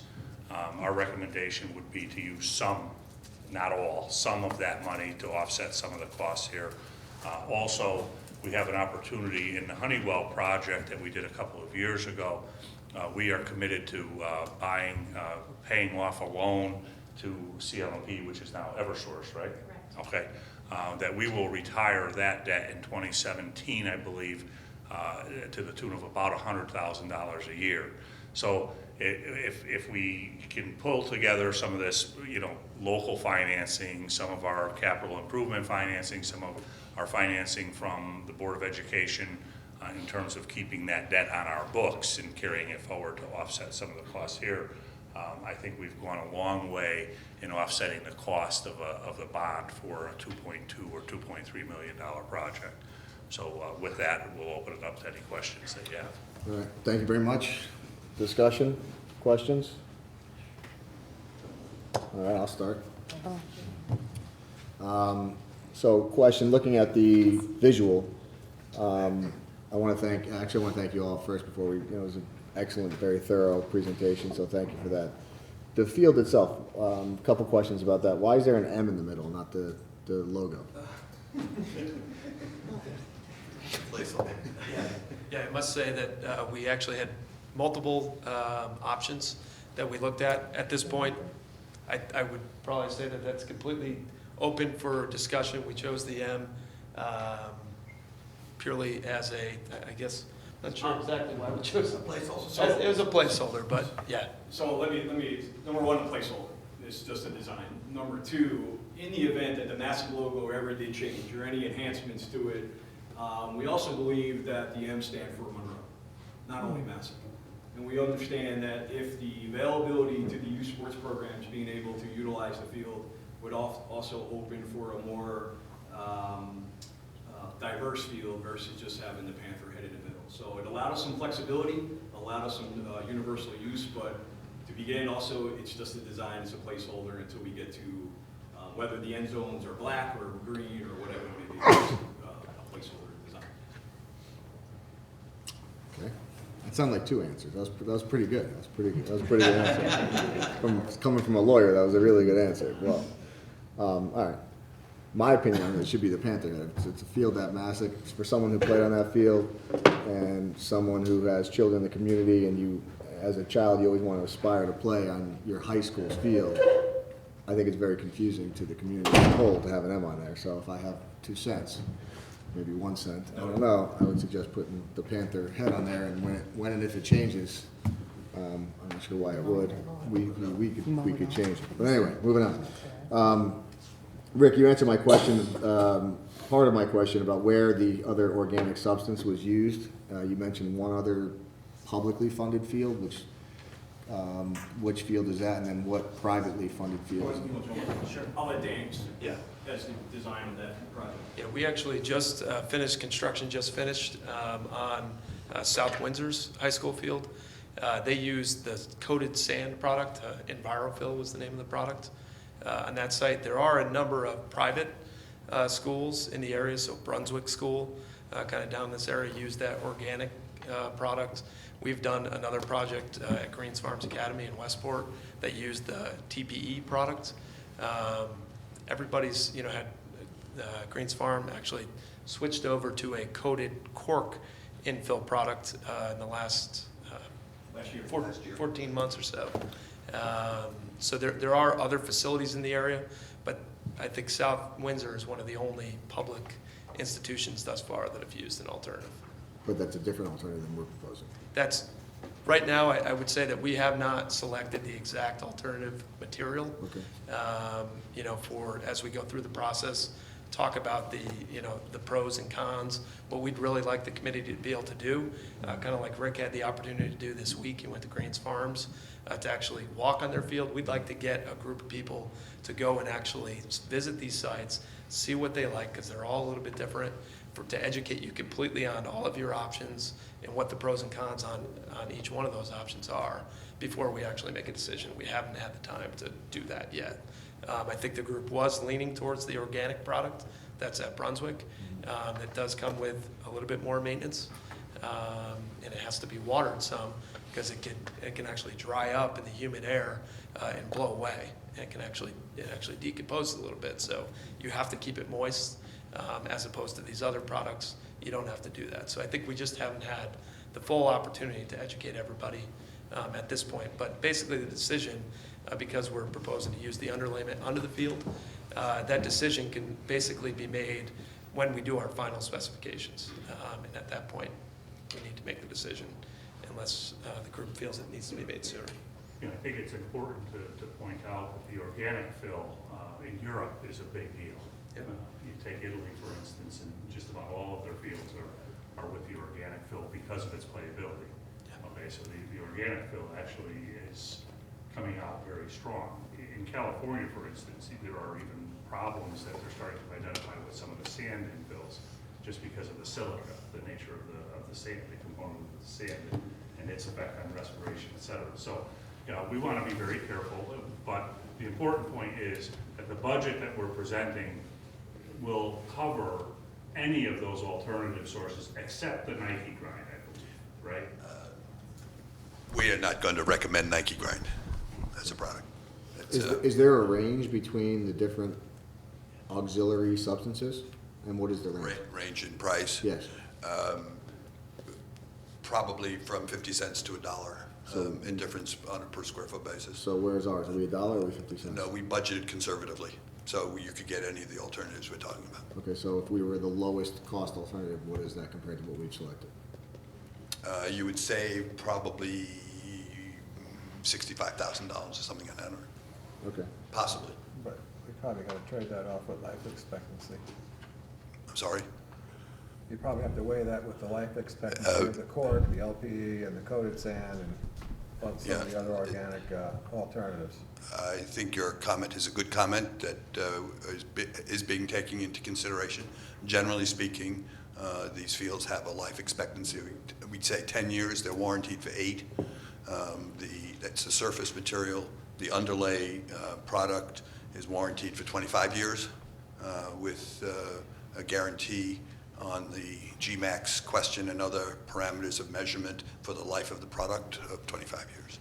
Okay, same question on the stone surface, the stone underlay compared to this styrofoam looking thing.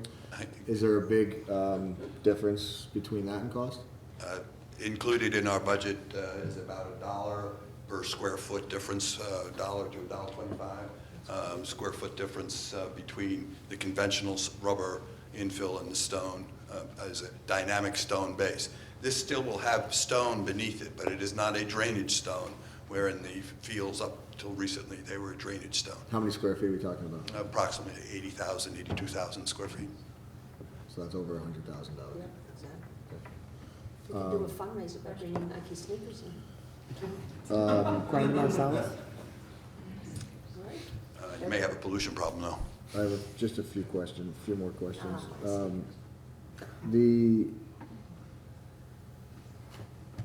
The lines, it looks like a terrible puzzle. Why are we, what are the options regarding permanent lines as opposed to temporary? Okay. It costs about, aside from football, put football aside for the moment, it costs, depending on the sport, from $1,000 to $1,500 per season per sport to paint lines on with a seasonal paint. Paint can come from day paint, week paint, month paint, year paint. So for each of those events, you would figure that you would have to spend about $1,000 to $1,500.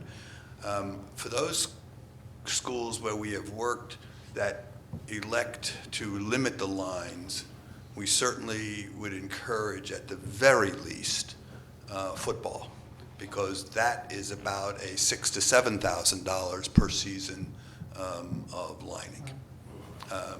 Whereas the installation of the lines are About the same, 6,000, 7,000. yeah, right about for the life. The one time is about $6,000 to $7,000 for everything but football. So we have 5 different sports here, correct? We're looking at football, soccer, field hockey, Lacrosse? and girls lacrosse. So there are 5. What's the most common combination of lines? Obviously football and... Football, soccer. Not every school in Connecticut is lacrosse, but field hockey, and then if you are playing lacrosse. Is this a common design across the state? Yes. Five We are permanent lines? finding very few Connecticut high schools choosing not to go all out with the lines. And even in college, and I'm sure Mrs. Martin's son was very good in soccer and has played soccer in college. Most of those turf fields are multi-lined. Most of the better clubs, even though they're soccer clubs, have multi-lines for other things to get that extra To money get the and use, time that's in. right. That's right. So that's the one thing I've seen for a long time. And the only people, the only institution that we've worked with that has not done lines at all is Yale restating. Well, so we're clear about the discussion we're talking about, we're just using lines plural. Obviously, we're gonna line the field, but you're, Yes, you know, permanent lines is it versus 3, painted. is it 5? You know, We've gone as high as 5 permanent sets of lines. So is 5 common? I would imagine 5 is probably not as common. We're finding more and more, 4 to 5 is where we're getting them. Okay.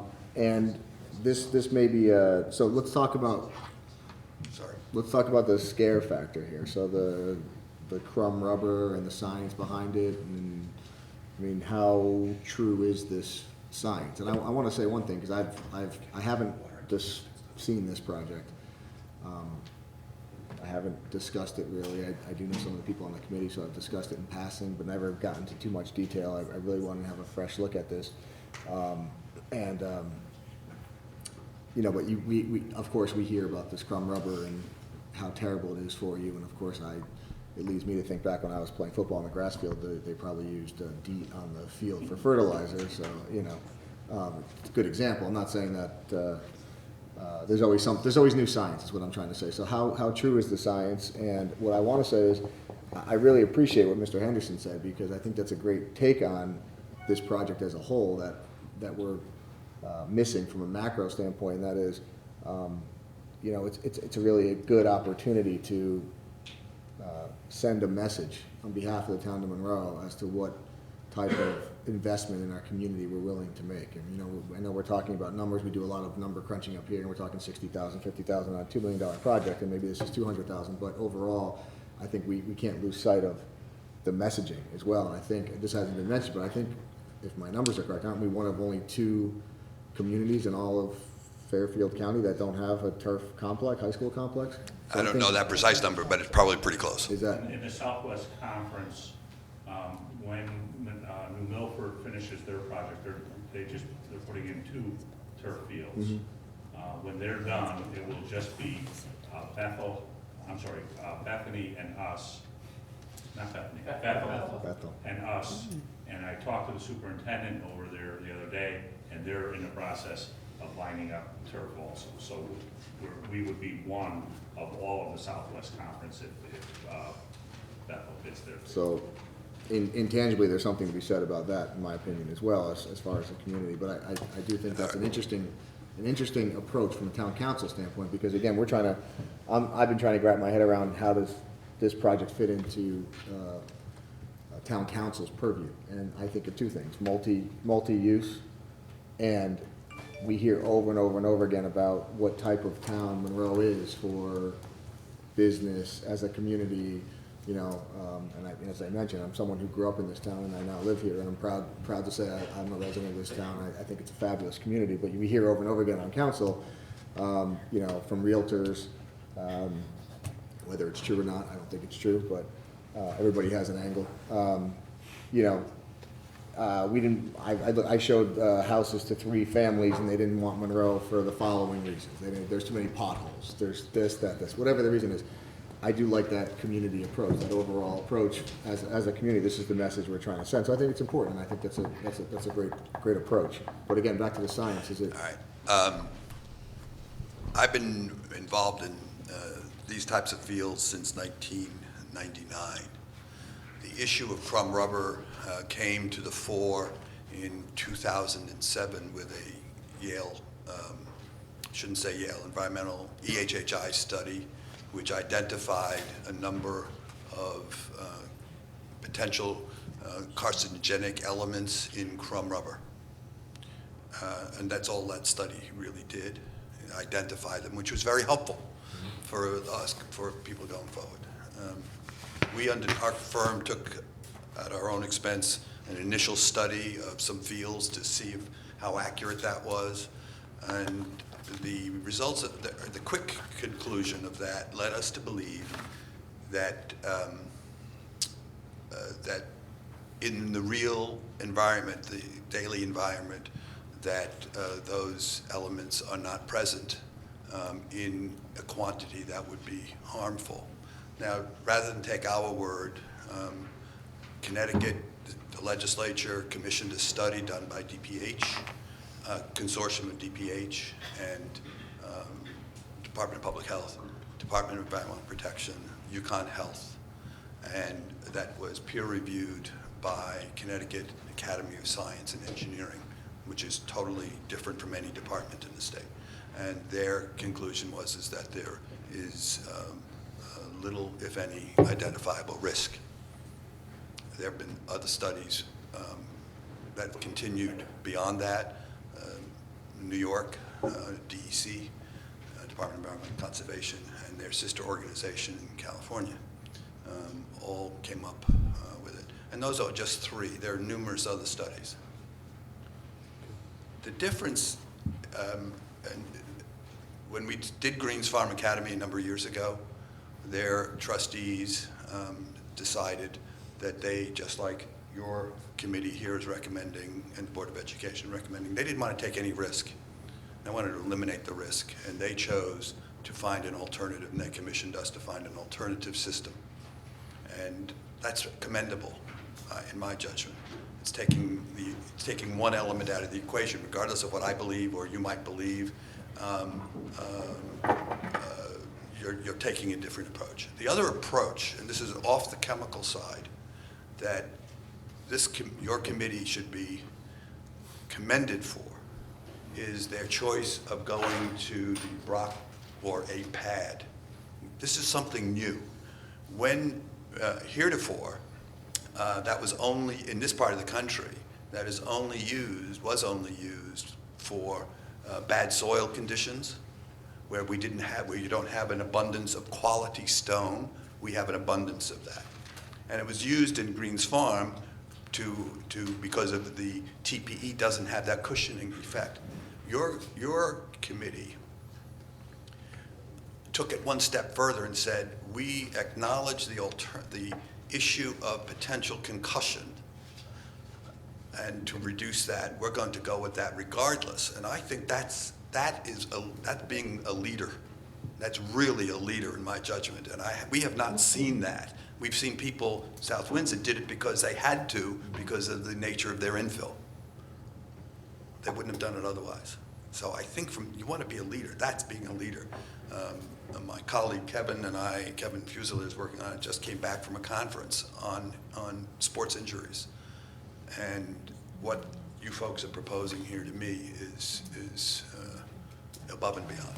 So, in short, were you to, or the committee to come back and say, and we want to use the crumb rubber, we want to save that money, we're okay with that. But you take one element out of the equation, that's okay too. And I think that we're going to find in this industry, at least for the foreseeable future, more and more communities such as yours going in that direction. If I can add to your question, his answer. The one word that we've been focused on is foresight. And through research, conversations, and me driving around and seeing fields, and we were on the phone today, like we mentioned, with the president of Sports Lab USA. He's one of 3 FIFA inspectors in the country. And our question was point out, are we at the tail end of the rubber thing? And where is the future headed with this? And point blank, as you are talking about. So we believe, again, looking forward and having foresight, we believe we're okay with either one. I think the committee is convinced, based on the studies that are out there, based on what we know. But we're looking to be, we believe this is the future of field turfs, of turf fields, and we want to be a part of it. So. All right, last question to bring this full circle for me, and then everybody's anxious to ask their questions. I don't know if the slide showed it, but what is the proposed community use of the field after it's constructed? If I could, if we could pull that slide up. Is this the point? Oh, okay. You'll notice here that 6 hours is what we had designated as community use for last academic year. If you look more carefully, though, at the 212 hours in roughly a 10-week season, that meets what Vince had said earlier, about 20 hours per week of use. Otherwise, you ruin the field, okay? And that's with all the postponements that we have because of the poor conditions when the weather comes. So right now, we don't want to open the field to community use in its current form. If this project goes forward, you have our word, we will go right back to P&Z and open up for all community uses for the field, because we'll be able to pick up all of those additional hours down at the bottom there in red, you know, probably 10 to 15 hours a week more of field use. We did recently go before P&Z, and we had some alterations. This field operates on what's called a special exemption permit, because it's not zoned for this usage. And it was done in 1983, I believe, and it was revised in 1997. We just revised that special exemption permit last week because we were not in compliance with the rules. Our games were going beyond 10 o'clock at night, so we changed it to 11 o'clock. On weekend nights, we changed it from 9 to 10 o'clock on weekday nights, and we now have it so that we can do those on Sundays up until 6 p.m., which we didn't have field use on Sundays traditionally, unless we had a rescheduled game. So we would need to go back to P&Z to boost the number of hours that we have available for community use. I can tell you from my experience, I was involved in the initial turf project at Monroe High School back in, I think it was about 2002, okay? That field gave us so many fields. We could run practices and games on that field from 2 o'clock in the afternoon until 10 o'clock at night. It just opened up the doors, and it took so much pressure off of all of the other fields at the high school, okay? This field will do the same thing, not only for the high school, but it will also do it for the town. You guys have great facilities here in town, but you don't have a stadium. You only have one stadium, and that's at Massac High School. And this will be a beautiful project, and I think it will really do the town great service. Before the council, I just want to say thank you, Jim, because Jim and Gabby have gone through the gauntlet of trying to get this field done. And to go to planning and zoning is what we always should have done. Like you said, we haven't done that as a town. So I want to thank you too publicly for doing that and going that extra mile to make sure that we're doing everything compliant in our school buildings, in our fields for the town. So thank you. All right, further discussion? Ms. Martin? A couple questions. I don't know whether this is directed at you gentlemen or the asset committee. And please correct me if I'm wrong. I tend to jot down as people are talking. $30,000 to maintain per year now. That's the field that they have now. Is that the number that we're ballpark? Maintenance costs, yes. Okay. And with the organic, well, 6,000 number was mentioned for the synthetic, that being a savings, right? From 30 to 6. But then it was mentioned that the organic would cost more. How much more? It could cost as much as about $4,000 a year. So, For what is, you wind up having to replenish material, Understand. and so there's some labor and material costs associated with that. okay, so 10,000 as opposed to Conservative. 30. With a redo every 7 years? No. You would have to replace the carpet for budgeting purposes. We would suggest that you consider 10. We've seen fields go as long as 12, but for budgeting, we would suggest the carpet component of this would be a 10. A 10, okay, I don't know where I got the 7 now. The seven would be for That the was the structural track. spray coat on the track. Oh, I understand, thank you. South Windsor. Has the committee seen South Windsor? It's on my calendar to go visit. Uh-huh. So have we talked to anybody at South Windsor? Made contact just to get permission to walk the field, scheduling it in my calendar along with 2 other colleagues in the committee. But we have the only official, we've made an appointment at Riverdale down in New York, been to Greens Farms, and we have South Windsor on the top. Okay, and South Windsor has the organic, is No. that correct? No, South Windsor has a coated silica sand. Okay, so different than the potential. No, that's one of the ones that we would encourage everyone to evaluate here. Okay, the concussion claims, and the claim of reduction, particularly in this field, particularly organic, et cetera, Do you have documentation for that? Yeah, let me be clear as to what this is. On the fields that have been built without a pad, the unit of measurement of concussion is force of gravity. And the ASTM, American Society of Testing Materials, has set a parameter that we think is too high as being accepted. ASTM, our firm, we believe that standard that they have is too lax, I guess would be. And so we, in our specifications, we write it in so that at the time of construction, this thing called GMAX is somewhere around, we expected at the time of installation of around 115, which is comparable to a reasonably well-maintained grass field, because that's what we're trying to simulate. The notion there is that as a player's head strikes the ground, and 15% of concussions in athletics are from head strikes to the ground, to the surface of the field, that you want to reduce that. And so anything that we can bring that down is desirable. So the rubber works, but you need a fat thickness of rubber, and it's right at that point, and it requires grooming to maintain that level of GMAX. And you have documentation that the rubber works? Yeah. Because assuming that it's been maintained, and assuming that they have an acceptable GMAX. And heretofore, our specifications require the installer to measure at the time of completion, and every year thereafter, for the life of the warranty, advising the school about grooming practices and the like to make sure they maintain that.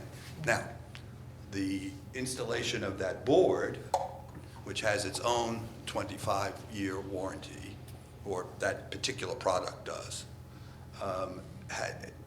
that has a much lower GMAX, well below the standards of that ASTM has, or even our own. It's down probably around 90 to 100, well below what turf natural grass would be.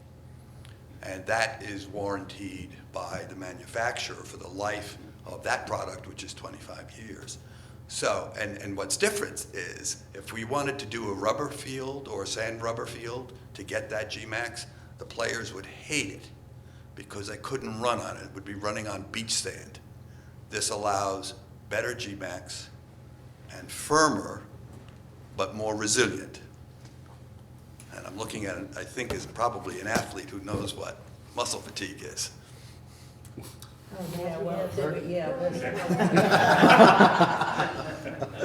There's muscle.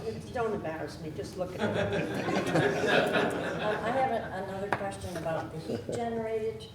Okay, the heat, that's a very fair question. All synthetic fields, regardless of their composition, are susceptible to high elevated heat temperature conditions because of the fiber and not the infill. The infill has no bearing whatsoever on the temperature of the field.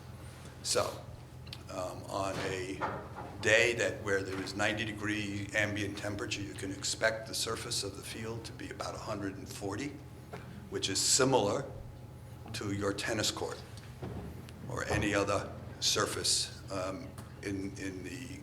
that we walk on.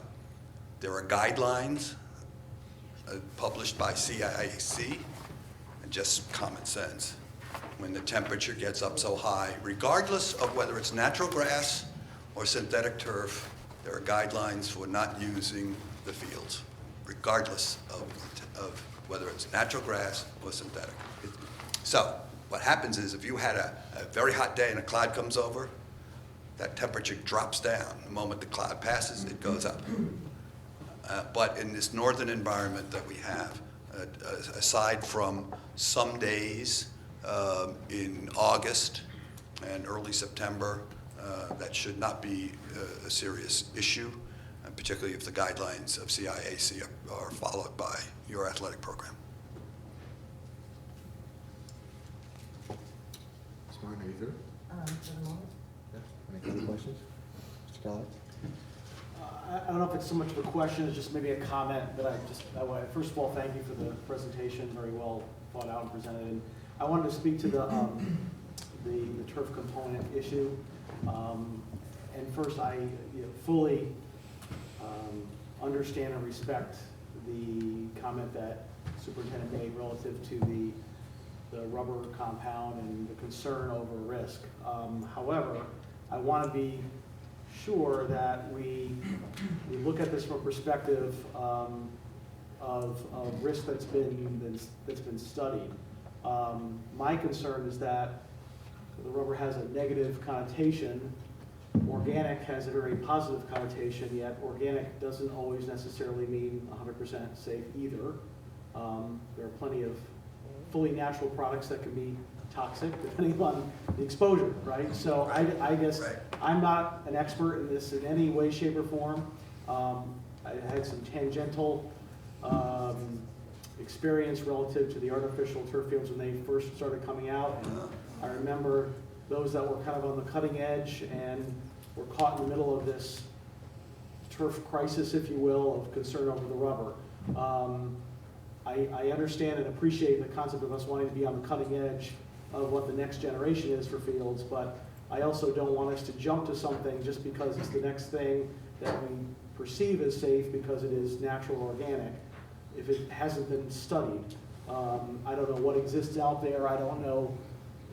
Maybe these studies have been done, and that'd be all well and good. I would encourage the committee to seek out, fully vetted studies in that regard, and not just jump to what we think is safe just because it's organic. So that's my only comment. If we could, if I could just speak to that just very briefly. All of the alternatives, we've talked about the organic primarily, but there are other non-organic alternatives that would fit in this price range. The organics, they do have some issues too, potentially. They're organic matter, and our chemist on the town council will tell you very quickly that if you add some moisture and some heat to organic matter, things can happen to it. It's living material. It could become living material. So you could get molds and mildews, but you get that with the crumb rubber also, okay? Anything that's wet and exposed to any kind of temperature, it has a potential for growing molds and those kinds of things. And there are treatments for all of that stuff that's out there. So that's why we were so careful to include the Brock system underneath, because it gives us, in the lifetime of this field, which will be many, many years, okay? We have the opportunity to vacuum off the crumb rubber, or vacuum off the organic matter, or vacuum off the other inorganic alternatives, and change it according to whatever the needs may be at the time. Enid, I think, would be a great resource here in how many different chemicals are in crumb rubber. I'm still doing the muscle stuff. Okay. So what we've heard is that if you stand on a busy street corner on a hot summer day, you are going to breathe in more vaporized carcinogens from the rubber off of tires than you will on a field. Okay, but Senator Blumenthal came out and said he wants to commission a big national study on this thing. I don't want this project to get hung up for years to come based on that, number one. Number two, if there is, as I said earlier, any slightest possibility that a child can get sick from the crumb rubber, let's just go through the alternative. The prorated cost of that alternative over a 15-year note and the lifetime of the underlayment of this facility is relatively small. And so I think that let's just go that way would be my recommendation. If I may, I don't disagree with your train of thought. I just want to make sure that our presumption that the alternative has no risk, that we've vetted that out. Correct. So just so I can add to that, in Europe, they've been using the organic and alternative fields for about 10 years. So most of the studies that are coming out right now on the organics, Italy has been using in all their soccer fields for about 10 years. It just, it's a better place. The U.S. is a little slow to the game in terms of the alternative field. That's all. And the United States is really slow to the game in their standards that they're holding these turf fields for. Okay, in the European Union, they've had standards set way more stringently over the history of turf fields. What is it called? It's called the the Synthetic Turf Council has adopted their own standards, which is called EN 71, and it's the toy manufacturer standards that we hold internationally around the world. So that's the standard that we want to live by. Okay, if it's good enough to be in a toy that we would let a child suck on and play with, then that's what we want for our fields. Thank you very much. Mr. Kelly, anything further? No, thank you. Mr. O'Rourke? I know we're chasing the toxic culprit with regards to the fill on the field. You're showing me the underlayment. I suspect if that's a urethane or foam, styrene base No. probably. No, you drink your coffee out of it in the morning. Yeah. Again, the components in that, if you really want to go crazy with all this stuff, which is where everybody seems to be going with the underlayment on the crumb rubber and some of the other things, you probably have as many components in that underlayment than you would in the crumb rubber, equal if not more toxic, in various decomposition modes. Yeah. The data that we've seen does not indicate that there is leachate coming from that product, nor is there a direct exposure because it's covered. All right, I'm just, Yeah. just throwing the alternative argument here with regards to what I probably would say might be the next thing on the list for people to consider on a toxicity level. I'm not saying I'm opposed to that. What we're looking at here is cost, town benefit, injury. All these components got to go into the decision. If it was an unlimited budget, unlimited, amount of use, and so on and so forth. Again, of course, everybody would go for, the upper reaches of the safest toxicity end of every use. But I mean, there is a risk in everything that we're doing. On this board here, we're weighing costs all the time with regards to cost, benefits, and benefit to the town. So I mean, that's just something, that's a component that has to go into it. With regards, one of the questions, I think it might have been answered already, on some of the fills with the cork and the LPE and the coated sand. I saw some life expectancies for the field, 8 years, and the underlayment 25, but with the organics, with the life expectancy of those versus the crumb rubber per se, just to kind of do a cost comparison and contrast. Life expectancy of the cork. Life expectancy of the cork, as we said, it has to be replenished by, we heard a number today of about 10% per year or something on that order because there's disintegration. The rubber, the traditional rubber system does not disintegrate in any material way. Some little bit migrates off the field in the kids' shoes, but aside from that, there is no beyond the warranty period. And the organic, you get decay. You get decay on the organic. Right. That's right. The LPE. The TPE. TPE, thermoplastic elastomer. That's expected to last the life cycle of the field, which is 10 years. And the coated sand. Coated sand, the same. Okay, the TPE, there's no future toxicity issues with that at all? Not that we're aware of. When we did Greens Farm Academy, they had research given to them independently by some folks at Mount Sinai, and they felt comfortable proceeding with that product. Anything further, Mr. O'Rourke? No, not at this time. Mr. Kapoor? Thank you, Mr. Chairman. Is there any way we could get this presentation on the town website for the public? Absolutely. Excellent. It's already on Board of Ed. It is. We'll put this latest version on. Can we get it on the homepage? Yep. Awesome. Mr. Agustin, did the Board of Education take action on this? Yes, they did. They recommended that it come forward in the process to the town council. So it was the next logical step. It was a vote to go ahead in the process? Yes. Okay. The slide that you had up about possible fundraising, the naming and all that kind of stuff. can you give me any type of ballpark range on what those three, yeah, there it is, on what those three things would add up to be?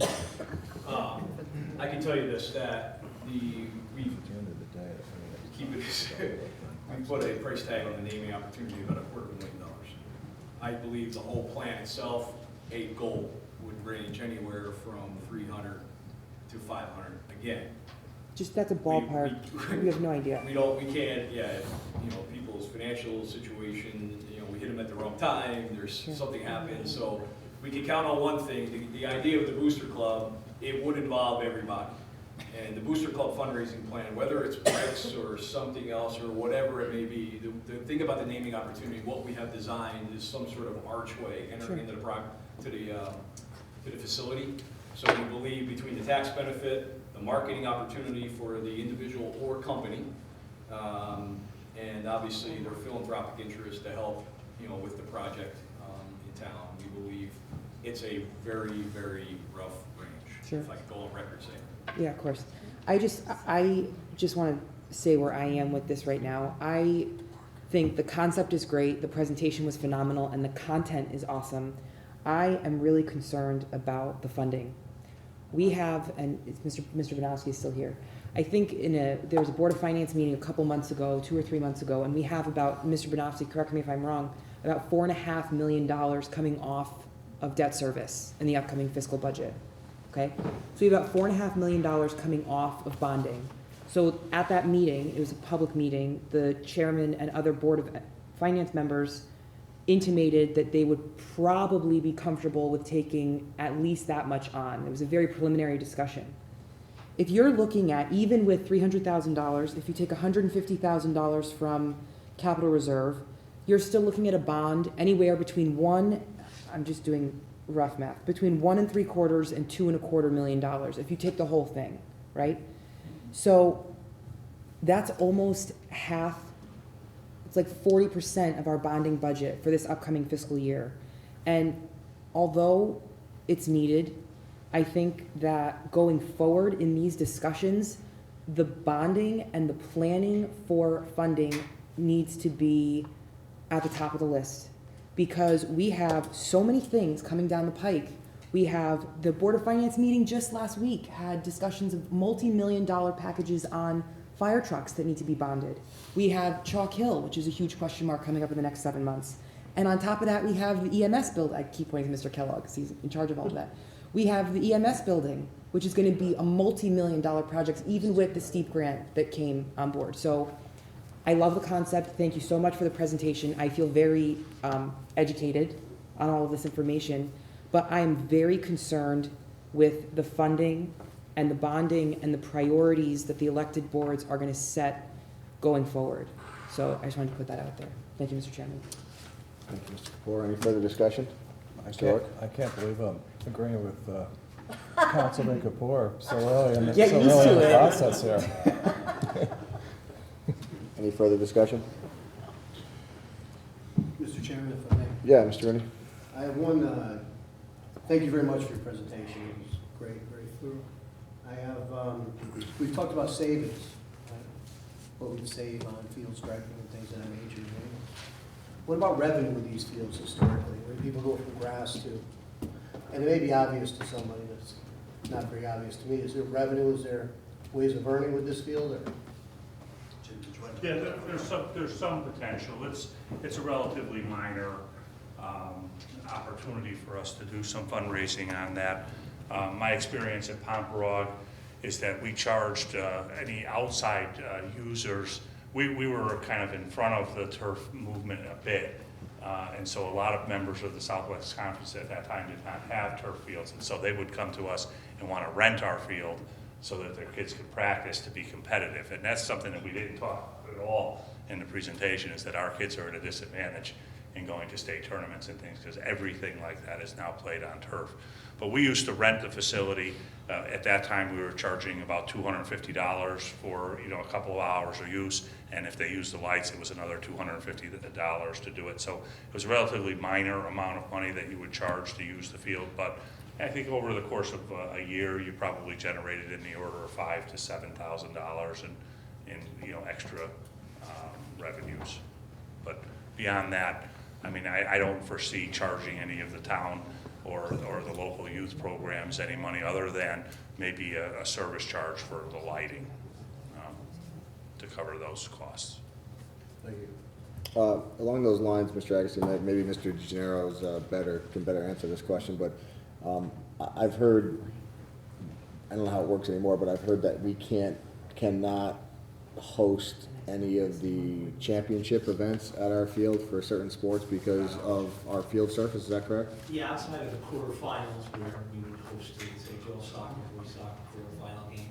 After that, we're not allowed to host the semifinals, quarterfinals because of our surface. So again, making a name for the town, one thing, but I think there's also some revenue generated from those events as well. I mean, not that it's significant revenue, but I think that there is some revenue generated, correct? Absolutely, from the concession stand and just traffic coming in every time. I know I've gone to a lot of sporting events outside of the town of Monroe, and I pay every time I go there, so it's going somewhere. I can comment Sure. also on Mr. Kapoor's comment about the financing. Remember that, a significant part of this, 20-some-odd% of this project has nothing to do with artificial turf. It has everything to do with resurfacing the track, which is an expense that we're going to bear regardless of whether this project is approved or not at some point in the next, year or two, because we're at that life expectancy. We're actually beyond that life expectancy now. What is the cost of the resurface of the track? Was 400,000? We'll go back to the slide. That's all, the resurfacing is around $100,000. Okay. So the track and field improvements to 415, right? That's Construction. a few additional. Okay. Yeah. All right, The 100,000. actual structural spray coat is here at $100,000. Okay. Is there any anticipated large cost for resurfacing the current field if this project wasn't to go forward? Because it looks like it's in pretty bad shape. I know it's looked like that for a long time, so.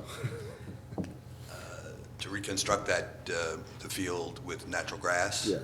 You're probably talking a bill of around $400,000 to really rebuild it properly. Has your team or committee looked at how many more years we're gonna get out of the current surface as natural grass? We haven't looked at, that's very hard to predict based on usage, but I would say not many. It's beginning to build up compaction. You can see that surface, even though the substrate is good, the surface is showing signs of compaction, unevenness, and so on. And the way you would wind it, to do it properly, you would go down to the subgrade and rebuild the topsoil layer and seed layer. You could sod it, but you'd have to sod it so you wouldn't lose time. Upgrade the irrigation system, you're probably in around the 400,000 mark. We also have drainage issues in there. When they sent the camera up those things, we did find collapsed structures. Yeah, so some of the drainage collection system that is damaged, and that affects certainly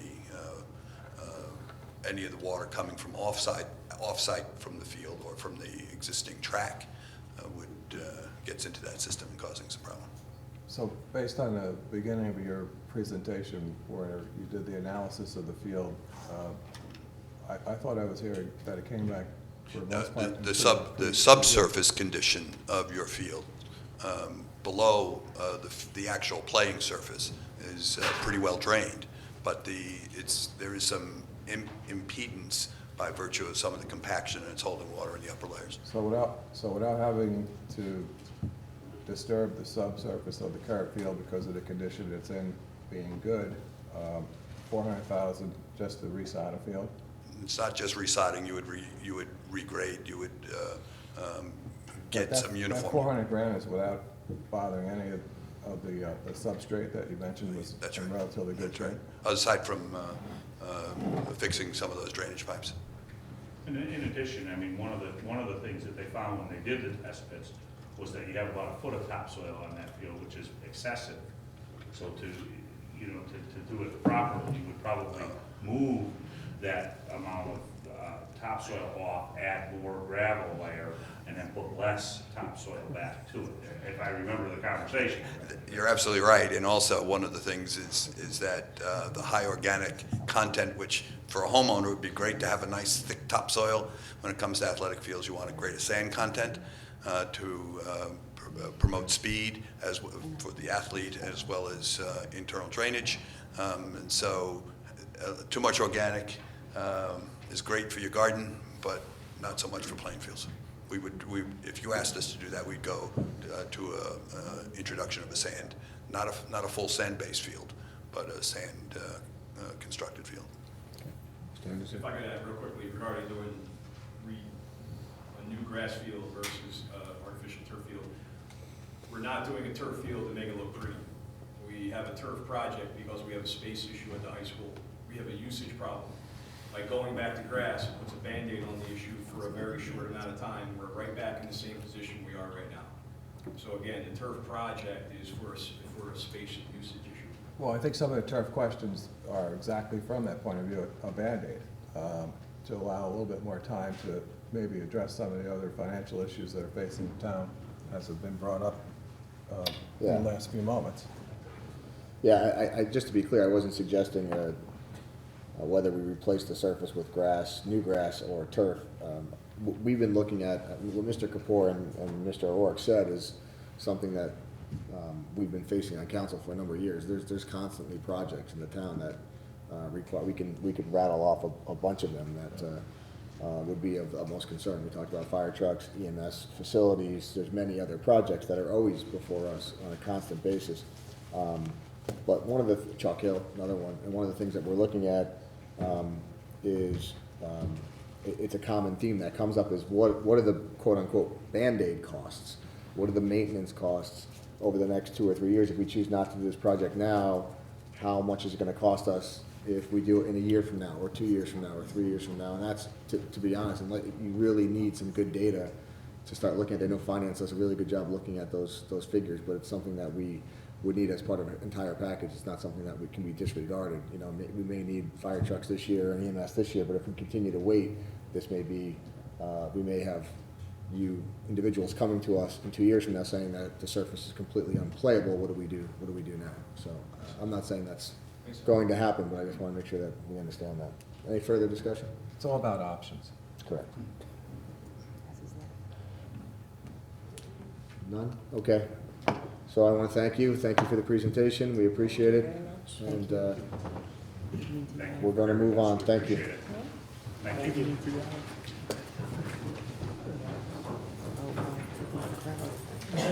Does anybody need a break? Are we okay up here to keep going? Fine. All right.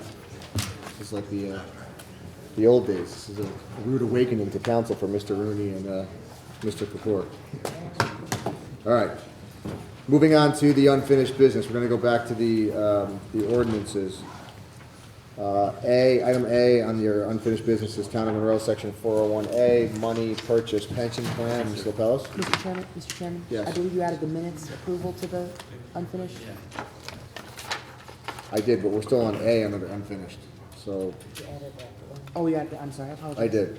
Okay, so I'm making a motion to adopt an ordinance to establish a section 401A money purchase pension plan. Motion by Ms. Lopellis. Is there a second? Second. Second by Mr. Kapoor. Is there any discussion regarding this ordinance?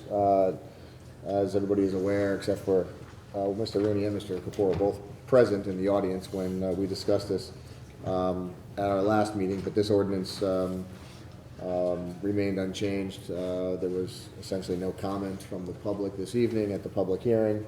We've accomplished all the necessary conditions precedent pursuant to our charter, so it is ripe for a vote this evening for adoption. So if there's any discussion, please let me know.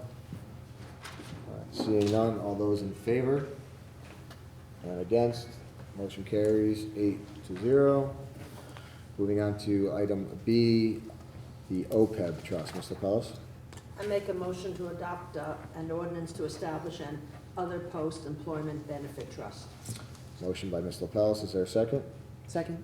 Second by Mr. Kapoor. Discussion, again, ditto for what I just said. We've accomplished all the necessary condition precedents. There was little public input this evening regarding this. It remains unchanged. If there's any further discussion, I'd be willing to entertain it. Seeing none, all those in favor? And against, motion carries 8-0. Unfinished business C, repeal and revision to chapter 71, currently titled Health District. Mr. Pellis. I make a motion to adopt an appeal and revision to chapter 71 of the town code. Motion by Ms. LaPellis, is there a second? Second. Second by Mr. Kellogg. Discussion regarding this ordinance. I just want to be clear that our intention is to repeal the prior ordinance because of it was labeled health district, but replace it in the same place with the new ordinance that's before us. Is there any further comment on this? Again, for the record, we've accomplished all the conditions precedent that are necessary pursuant to our charter, so we can vote on this evening. Seeing no further discussion, all those in favor? And against, motion carries 8-0. Unfinished D, the revision to chapter 397 entitled Peddlers and Transient Sellers. Ms. LaPellis? I make a motion to adopt a revision to the ordinance entitled chapter 397 of the town code. Second. Motion by Ms. LaPellis, second by Mr. Kellogg. Again, for the record, we've accomplished all conditions precedent necessary to adopt this ordinance this evening. Is there any further discussion? All right, seeing none, all those in favor? Against? Motion carries 8-0. Moving on to item E, the new salon ordinance. Ms. LaPellis? I make a motion to adopt an ordinance entitled New Chapter 425-Salons. Motion by Ms. LaPellis, is there a second? Second. Second by Mr. Kellogg. Again, for discussion, the intention of this motion is to adopt an ordinance which has been entitled Chapter 425, Salons. Any further discussion? Mr. Kapoor. This one I have a few questions on. Okay. I'll start from the top and work my way through the sections. Section 3, it says, paragraph 2, all separate businesses or establishments, e.g. a salon within a salon, shall be separately licensed. What would be a scenario that would fit that description?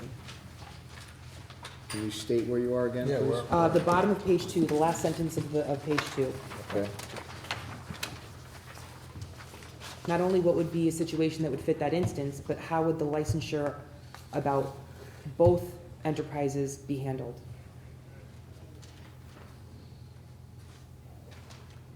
This is Would you like me to anyone who... Yeah, I'm just reading it. Yeah.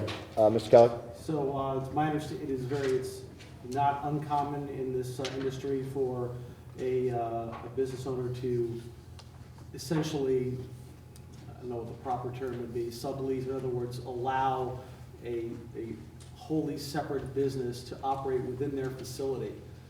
Basically, the concept would be like renting a chair, let's say, or something to that effect. So the, if a separate business is actually operating within another business, it is to be separately licensed. And that is currently the way these businesses are regulated today. That language appears in the original former health district regulations. Would it be, I mean, when you say renting out a chair, and I'm asking because I'm ignorant, I don't know the answer to these questions. Would someone have like an LLC, for example? Because when you say salon within a salon, you define salon in your definition section as any shop, store, day spa, or other commercial establishment. So those four things to me are brick and mortar. I don't know how you could have like a building within a building. I don't know how the licensure works for that. It's any operation where you've got a business running within the constructs of another business. Okay.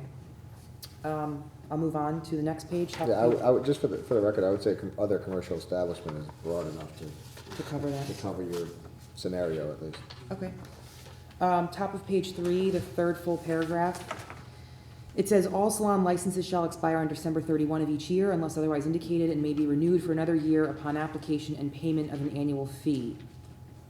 Okay, so if I'm gonna open a salon on, if I get approval from the Department of Health on February 1st, first of all, what is the fee that I pay? Is there a fee schedule? There is, Do you know offhand what that, I don't have a fee schedule memorized, unfortunately. It was something that we voted on in our, I don't know, I want to say sometime in June, since it was in July when we adopted our new fee schedule, but it is the same, I know the salon license fee, I believe, was the same as what the former district charged.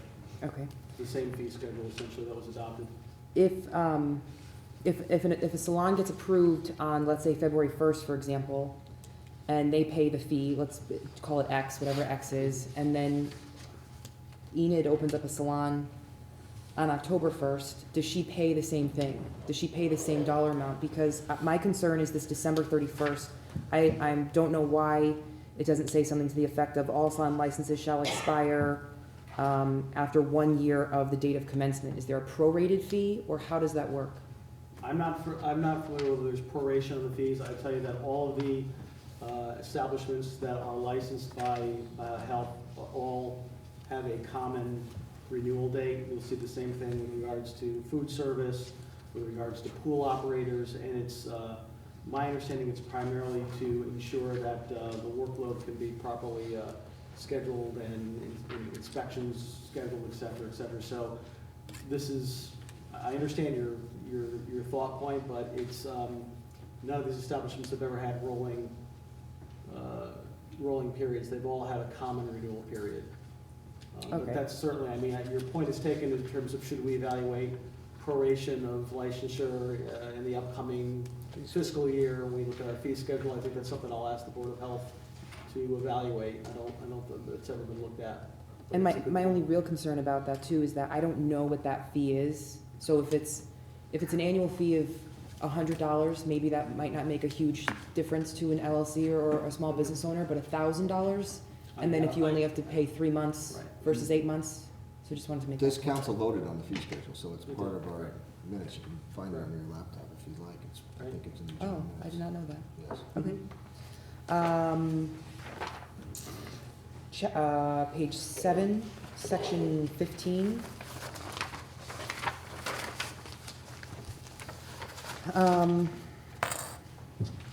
Whenever a salon having a permanent location is to be constructed, substantially remodeled or altered, who's defining substantially and who's interpreting substantially? I can tell you that. Why is everyone laughing? Well, Because we had extensive discussion about this. in our- This was discussed extensively in LNA. Oh, Our And I language think was Mrs. worse. Martin, but you, your Yeah, I question, wasn't at that meeting. no, I know, you probably asked the question to Mrs. Martin. No, I just got this on Thursday. your question is a similar question that we all had regarding this language and the prior language, which we deem to be, for lack of a better term, worse than this new language, but still ambiguous. And the thought was that the inspector would have some latitude with making determinations, and we inserted the term substantial because we thought that it was, call it greater than a 50% improvement, whereas before, I don't remember the exact The word term, was extensively. extensively, which was much higher threshold. And not that it's any different using ambiguous terms, but we did discuss defining the terms and trying to set out some hypothetical whereby substantial means, remodeling more than 50% of the That's what I was gonna try to do floor next. space or something like that. And we thought about the number of scenarios and the intent, the true intent of this plan review, and we didn't think in LNA that we could properly define each and every scenario, which would leave more holes in the statutory framework than by giving latitude to our town officials. Understood. And if I could further, I mean, it is very well explained to these business owners that if they're starting out with a new endeavor, as they're being inspected, they're well aware that plan reviews are required if they're going to do something that impacts the public health component of their operation. The purposes of having this in there is so that it's very clear. The intent is to fully inform these businesses so they don't undertake an effort that could cost them several, could be very expensive for them, only to find out later on that the health department has some valid public health concerns in regards to that. So the intent is to make it very clear that if you have a question, go to the health department first, see if they're going to require a plan review for this, and then proceed forward. Thank you. It's a common discussion I know they have in terms of, hey, we want to do X, Y, Z, do we need a plan review for that or not? And a final question. Actually, two more questions. The next line in that section, it says, or when an existing establishment changes owner, Yes. that the plan review application must be submitted. If owner A closes up shop Friday at 6 o'clock and owner B opens up the shop Monday at 8 a.m. and nothing is changed, does the new owner still have to submit the plan review application? Yes, they did. That's pretty much standard in every community for anything regulated by public health because it is a brand new license. And so that license has to have an application that comes with it. They would certainly be able to take an existing plan of something that's already been approved and And just simply copy and resubmit paste it. it? Right. And that last sentence there, any such construction, remodeling, or alteration without written plan review approval from the Director of Health shall be in violation of this chapter. Is there a penalty to that? I didn't see a penalty section. If they're in violation of the chapter, what happens? Then they would be, in theory, their operation could be, they could be ordered to remedy, they could be ordered to suspend. But there's no monetary fine. There may be some fines Oh, it's in relative the fee to schedule that I have to follow. inspections and things like that, yeah. Okay. But there's no specific, There's no monetary penalty. there's no monetary penalty, but in theory, if someone was to be so bold as to continue operating with in an operation that wasn't approved and that there is a substantial risk, as indicated elsewhere within here, it would allow the authority of the health director to potentially, take further action up to and including in the most egregious of cases, being able to suspend the operation so that they could address those issues. But that would be certainly I just saw the word violation and I didn't see where it connected to. So it's more the Director of Health has latitude as he or she sees fit to apply that. Section 425-8, establishments operating without a license. When it comes to the attention of the Director of Health that a same is operating without a valid license, the Director of Health shall order the establishment to close and cease all operations immediately. Correct, It also talks about suspension of license for more than one consecutive inspection report in section 425-9. So if you're in violation of the entire chapter, then you're. So it's a very narrow exception. So, what I'm saying is that I'm reading it under plan review because you have to have a new plan review in to go forward with what you want to do no matter what. Otherwise, on the new inspection, if something's changed and you don't have a plan review, they can shut you down. Correct. I appreciate the answers. Thank you. You're welcome. Any further discussion? All right, seeing none, all those in favor? And against, motion carries 8-0. Moving on, item F, under unfinished business, as I said before, it was our hope that we would have a resolution to the Monroe Health District. Since we do not, we're going to move on and keep that on the agenda for next week. Item G, we have the approval of the minutes from last meeting. Is there a motion to approve the minutes? So moved. Motion by Ms. LaPels, is there a second? Second by Ms. Martin. Before we vote, I actually have two proposed amendments to those minutes. On page 2, under the report of the Town Council Committee on Legislative and Administrative Matters, It reads that Vice Chairman Lapellis reported they met on November 6, 2015, and discussed some of the ordinances. We certainly did not discuss some of the ordinances, we discussed all of the ordinances. I think that's extremely important for my prior statements that we comply with all conditions precedent, so I would respectfully request that that change be made, and there's the exact same problem on page 5 in the vote for consensus on the, after the new salon ordinance. It says Chairman Lito stated all the ordinances needed to be reviewed and discussed. Some were reviewed by LNA, and he would like to, again, that should be all on page 5 of 6. So I'd ask that we consider, I'd make a motion to amend the minutes. So moved.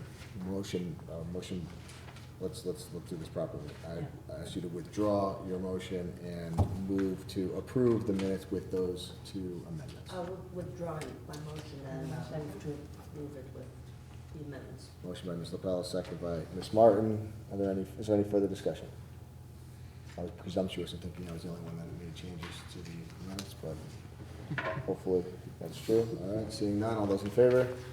Motion carries 1, 2, 3, 4, 5, 6 to 0.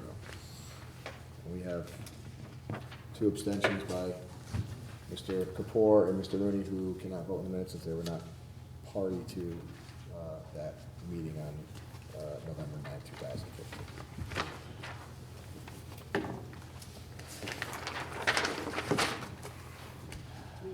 All right, so moving on to new business, item C, donation to the Volunteer Emergency Medical Service in the amount of $3,165. Ms. LaPellis.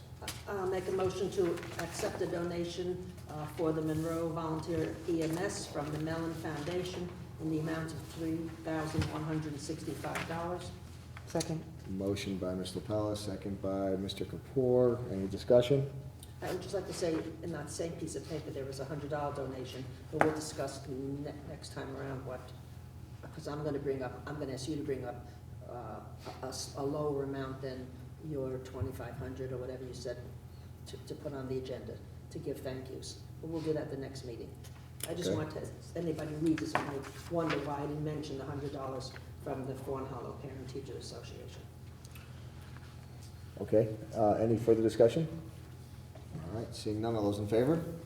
Motion carries 8 to 0. Moving on to new business item D, donation to the food pantry. Ms. LaPellis? I make a motion to accept the following donation for the Monroe Food Pantry of $3,889.45 from several residents and businesses. Motion by Ms. LaPellis, is there a second? Second. Second by Mr. Kapoor. Again, for the record, as you'll notice, there was a Scrivener's error in the agenda, which indicated that the pantry donation amount was $2,500, and our packet shows, the cover page shows a total of $3,889.45. So I don't think we've done the math, but we're assuming that the cover letter to the packet is correct. Any further discussion? Mr. Kapoor, you want to do the math? No, thank you. Seeing none, all those in favor? I don't do math past 10:15. Motion carries 8 to 0. Moving on to item E, a donation to the Social Services Friendship Fund. Ms. LaPellis? I make a motion to accept a donation in the amount of $2,000 for the Social Services Friendship Fund from Albert and Mary Lucy. Motion by Ms. LaPellis, is there a second? Second. Second by Mr. Kapoor. Any further discussion? Seeing none, all those in favor? Motion carries 8 to 0. Moving on to, what do we have left? I have a messy agenda is what I You have. have the committee assignments, but you have Committee assignments, we have the two other motions. the transfer, and we have the approval of the Jakunski and Humes. Architect's invoice. Okay, I can do those very quickly.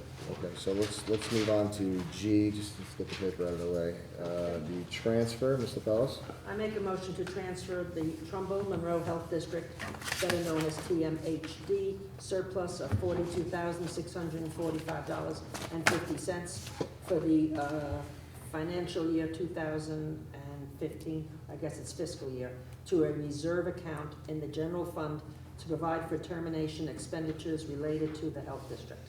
Motion by Ms. LaPellis, is there a second? Second. Second by Mr. Kapoor. Just for the record, this was brought to my attention from our finance director, Mr. Banowski. As I indicated earlier, the board has indicated in your memo from Mr. Banowski, the Board of Finance approved this transfer at its meeting held on Wednesday, November 18th, 2015. We all know about this fourth quarter payment, so this is an appropriate transfer for financial purposes. Any further discussion? No. Seeing none, all those in favor? Motion carries 8-0. And, The jacuzzi. yeah, the approval of the Jakunski Humes invoice, Mr. Fellows? I'll make a motion to process invoice number 15295 relative to the EMS facility feasibility study for $4,000. And that invoice is the Jakunzi Humes Architects LLC. Okay. Quickly, just, motion by Mr. Pellis, is there a second? Second. Second by Ms. Martin. For the record, the work group, which is a subcommittee essentially authorized by town council, already approved this. I didn't think it was formally necessary, so I don't think it's formally necessary for us to vote on this. I wanted to put this on the consent calendar. It, for some reason, didn't make the consent calendar in time for the agenda to go out. So I put it on as a fully voted upon item, but again, I think it's superfluous, but in any event, I wanted the full consent of council, so if there are any questions, Mr. Report. May I ask a question? Yes. The $25,000 total fee, I know we're only approving the $4,000, but where is the $25,000 coming from? Where's that fee? Is it budgeted? Is it in a certain line? Mr. Heller? My understanding, and I'll defer to Mr. Banowski for more specifics, but the Board of Finance did allocate funds based upon a request from the council for this project in that amount at some point in time. So where the exact, Coming from the contingent. thank you. Which was voted on. Which actually would require your approval to release. The contingent, okay, understood. Apologies. No apologies necessary. Any further discussion? All right, seeing none, all those in favor? And against, motion carries 8-0. All right, last but not least, the committee assignments. I thought long and hard about these committee assignments, and I think that my goal for this new term is to promote some change on council and to prevent some of the stagnation that I think may happen when you are on the same subcommittee for many terms or many years or many months. It depends on everybody's situation up here. Some will have new experiences and some will not. Unfortunately, we only have 3 standing committees, and it's not easy to juggle everybody around, but I wanted to put individuals where I thought that their strengths would work moving forward. Again, I just want to say for the record that my vision with the subcommittees has been, and I think I have proved that been using the subcommittees a lot more than we had in the past. I think they're excellent for vetting issues and investigating issues, and I think for the most part, we've had great success coming up with bipartisan support for most of our projects, almost every one of our projects, and I think that's excellent. As we all know, that around election time it gets extremely contentious and political. I think we've shown that as a council we work very well together, both in subcommittee and up here on as a full body. So I think I have no reason to think that we're not going to continue that. I also want to say, for the record, that I want to stress more communication with the chairs of our appointed boards and commissions. I think that's extremely important. I am personally not of the opinion that we're all volunteers. We all participate in many meetings, compelled meetings like this for these volunteer assignments, but other volunteer meetings. I don't want any member of council to feel like their attendance at any of these liaison meetings are mandatory, or that you're going to be frowned upon by any other member of council or the public for that matter. I think it's important that the public and those boards and commissions understand how we view our role. This is town council. I don't want our reports to be current events. This is what happened at the subcommittee meeting. I'd love for the focus of each and every one of us that has liaison assignments to be on issues that are relevant for consideration by council, not just a reporting of current events. Not every event is ripe for council's consideration, or and maybe we don't consider the issue, maybe it factors into some other decisions we make. As we talked about tonight, there are many projects, capital projects out there that are going to require consideration, maybe this year, maybe in the future. And if there's another project out there that requires extensive capital, that's something that would be right for us. But I don't want anybody, any member of this body to think that physical attendance is mandatory. I'd rather encourage each and every one of you to communicate with those boards and commissions in advance of their meetings, to know what's on the agenda, to understand what's important to council, and make yourself available to those bodies if they think that your presence is going to help or is going to be important in any way, shape, or form. You can make that determination, or they can. And I think if we encourage that kind of communication, it may change the way our liaison assignments work and how effective they can be. I know when I was a liaison, for instance, to Parks and Rec for a period of time, when I was new to council, I remember showing up at the meetings as a member of council and being viewed as this elected hierarchical official that maybe they didn't want to share anything with. They didn't know what they could share with or what not they could share with me, and I was new to it as well. So it was a strange dynamic for me. And when I thought about that when I was making these assignments, I thought about that and I said, why did that happen? And I think it happened because of the way we communicate. You know, these boards and commissions, they don't speak to us very frequently. They don't come before us very frequently. Yet sometimes they may have projects that they send up here, and then we criticize their projects and scrutinize their projects, which we're supposed to do. But they don't necessarily understand what our methodology is. So I'm hoping with the use of the subcommittees and the communication with the boards and commissions in a more strategized way, for lack of a better way to put it, it would help save a lot of time for us, and we can invest that time into researching those issues and helping those boards and commissions move their ideas forward. So with that said, these are the committee assignments that I'm going to make. LNA, the LNA committee, I'm going to appoint Sean O'Rourke, Dee Dee Martin, and myself. Planning and zoning, Kevin Reed, Terry Rooney, and Nick Kapoor. FEPS is going to be Ken Kellogg, Enid Lapellis, and Phyllis Kansky.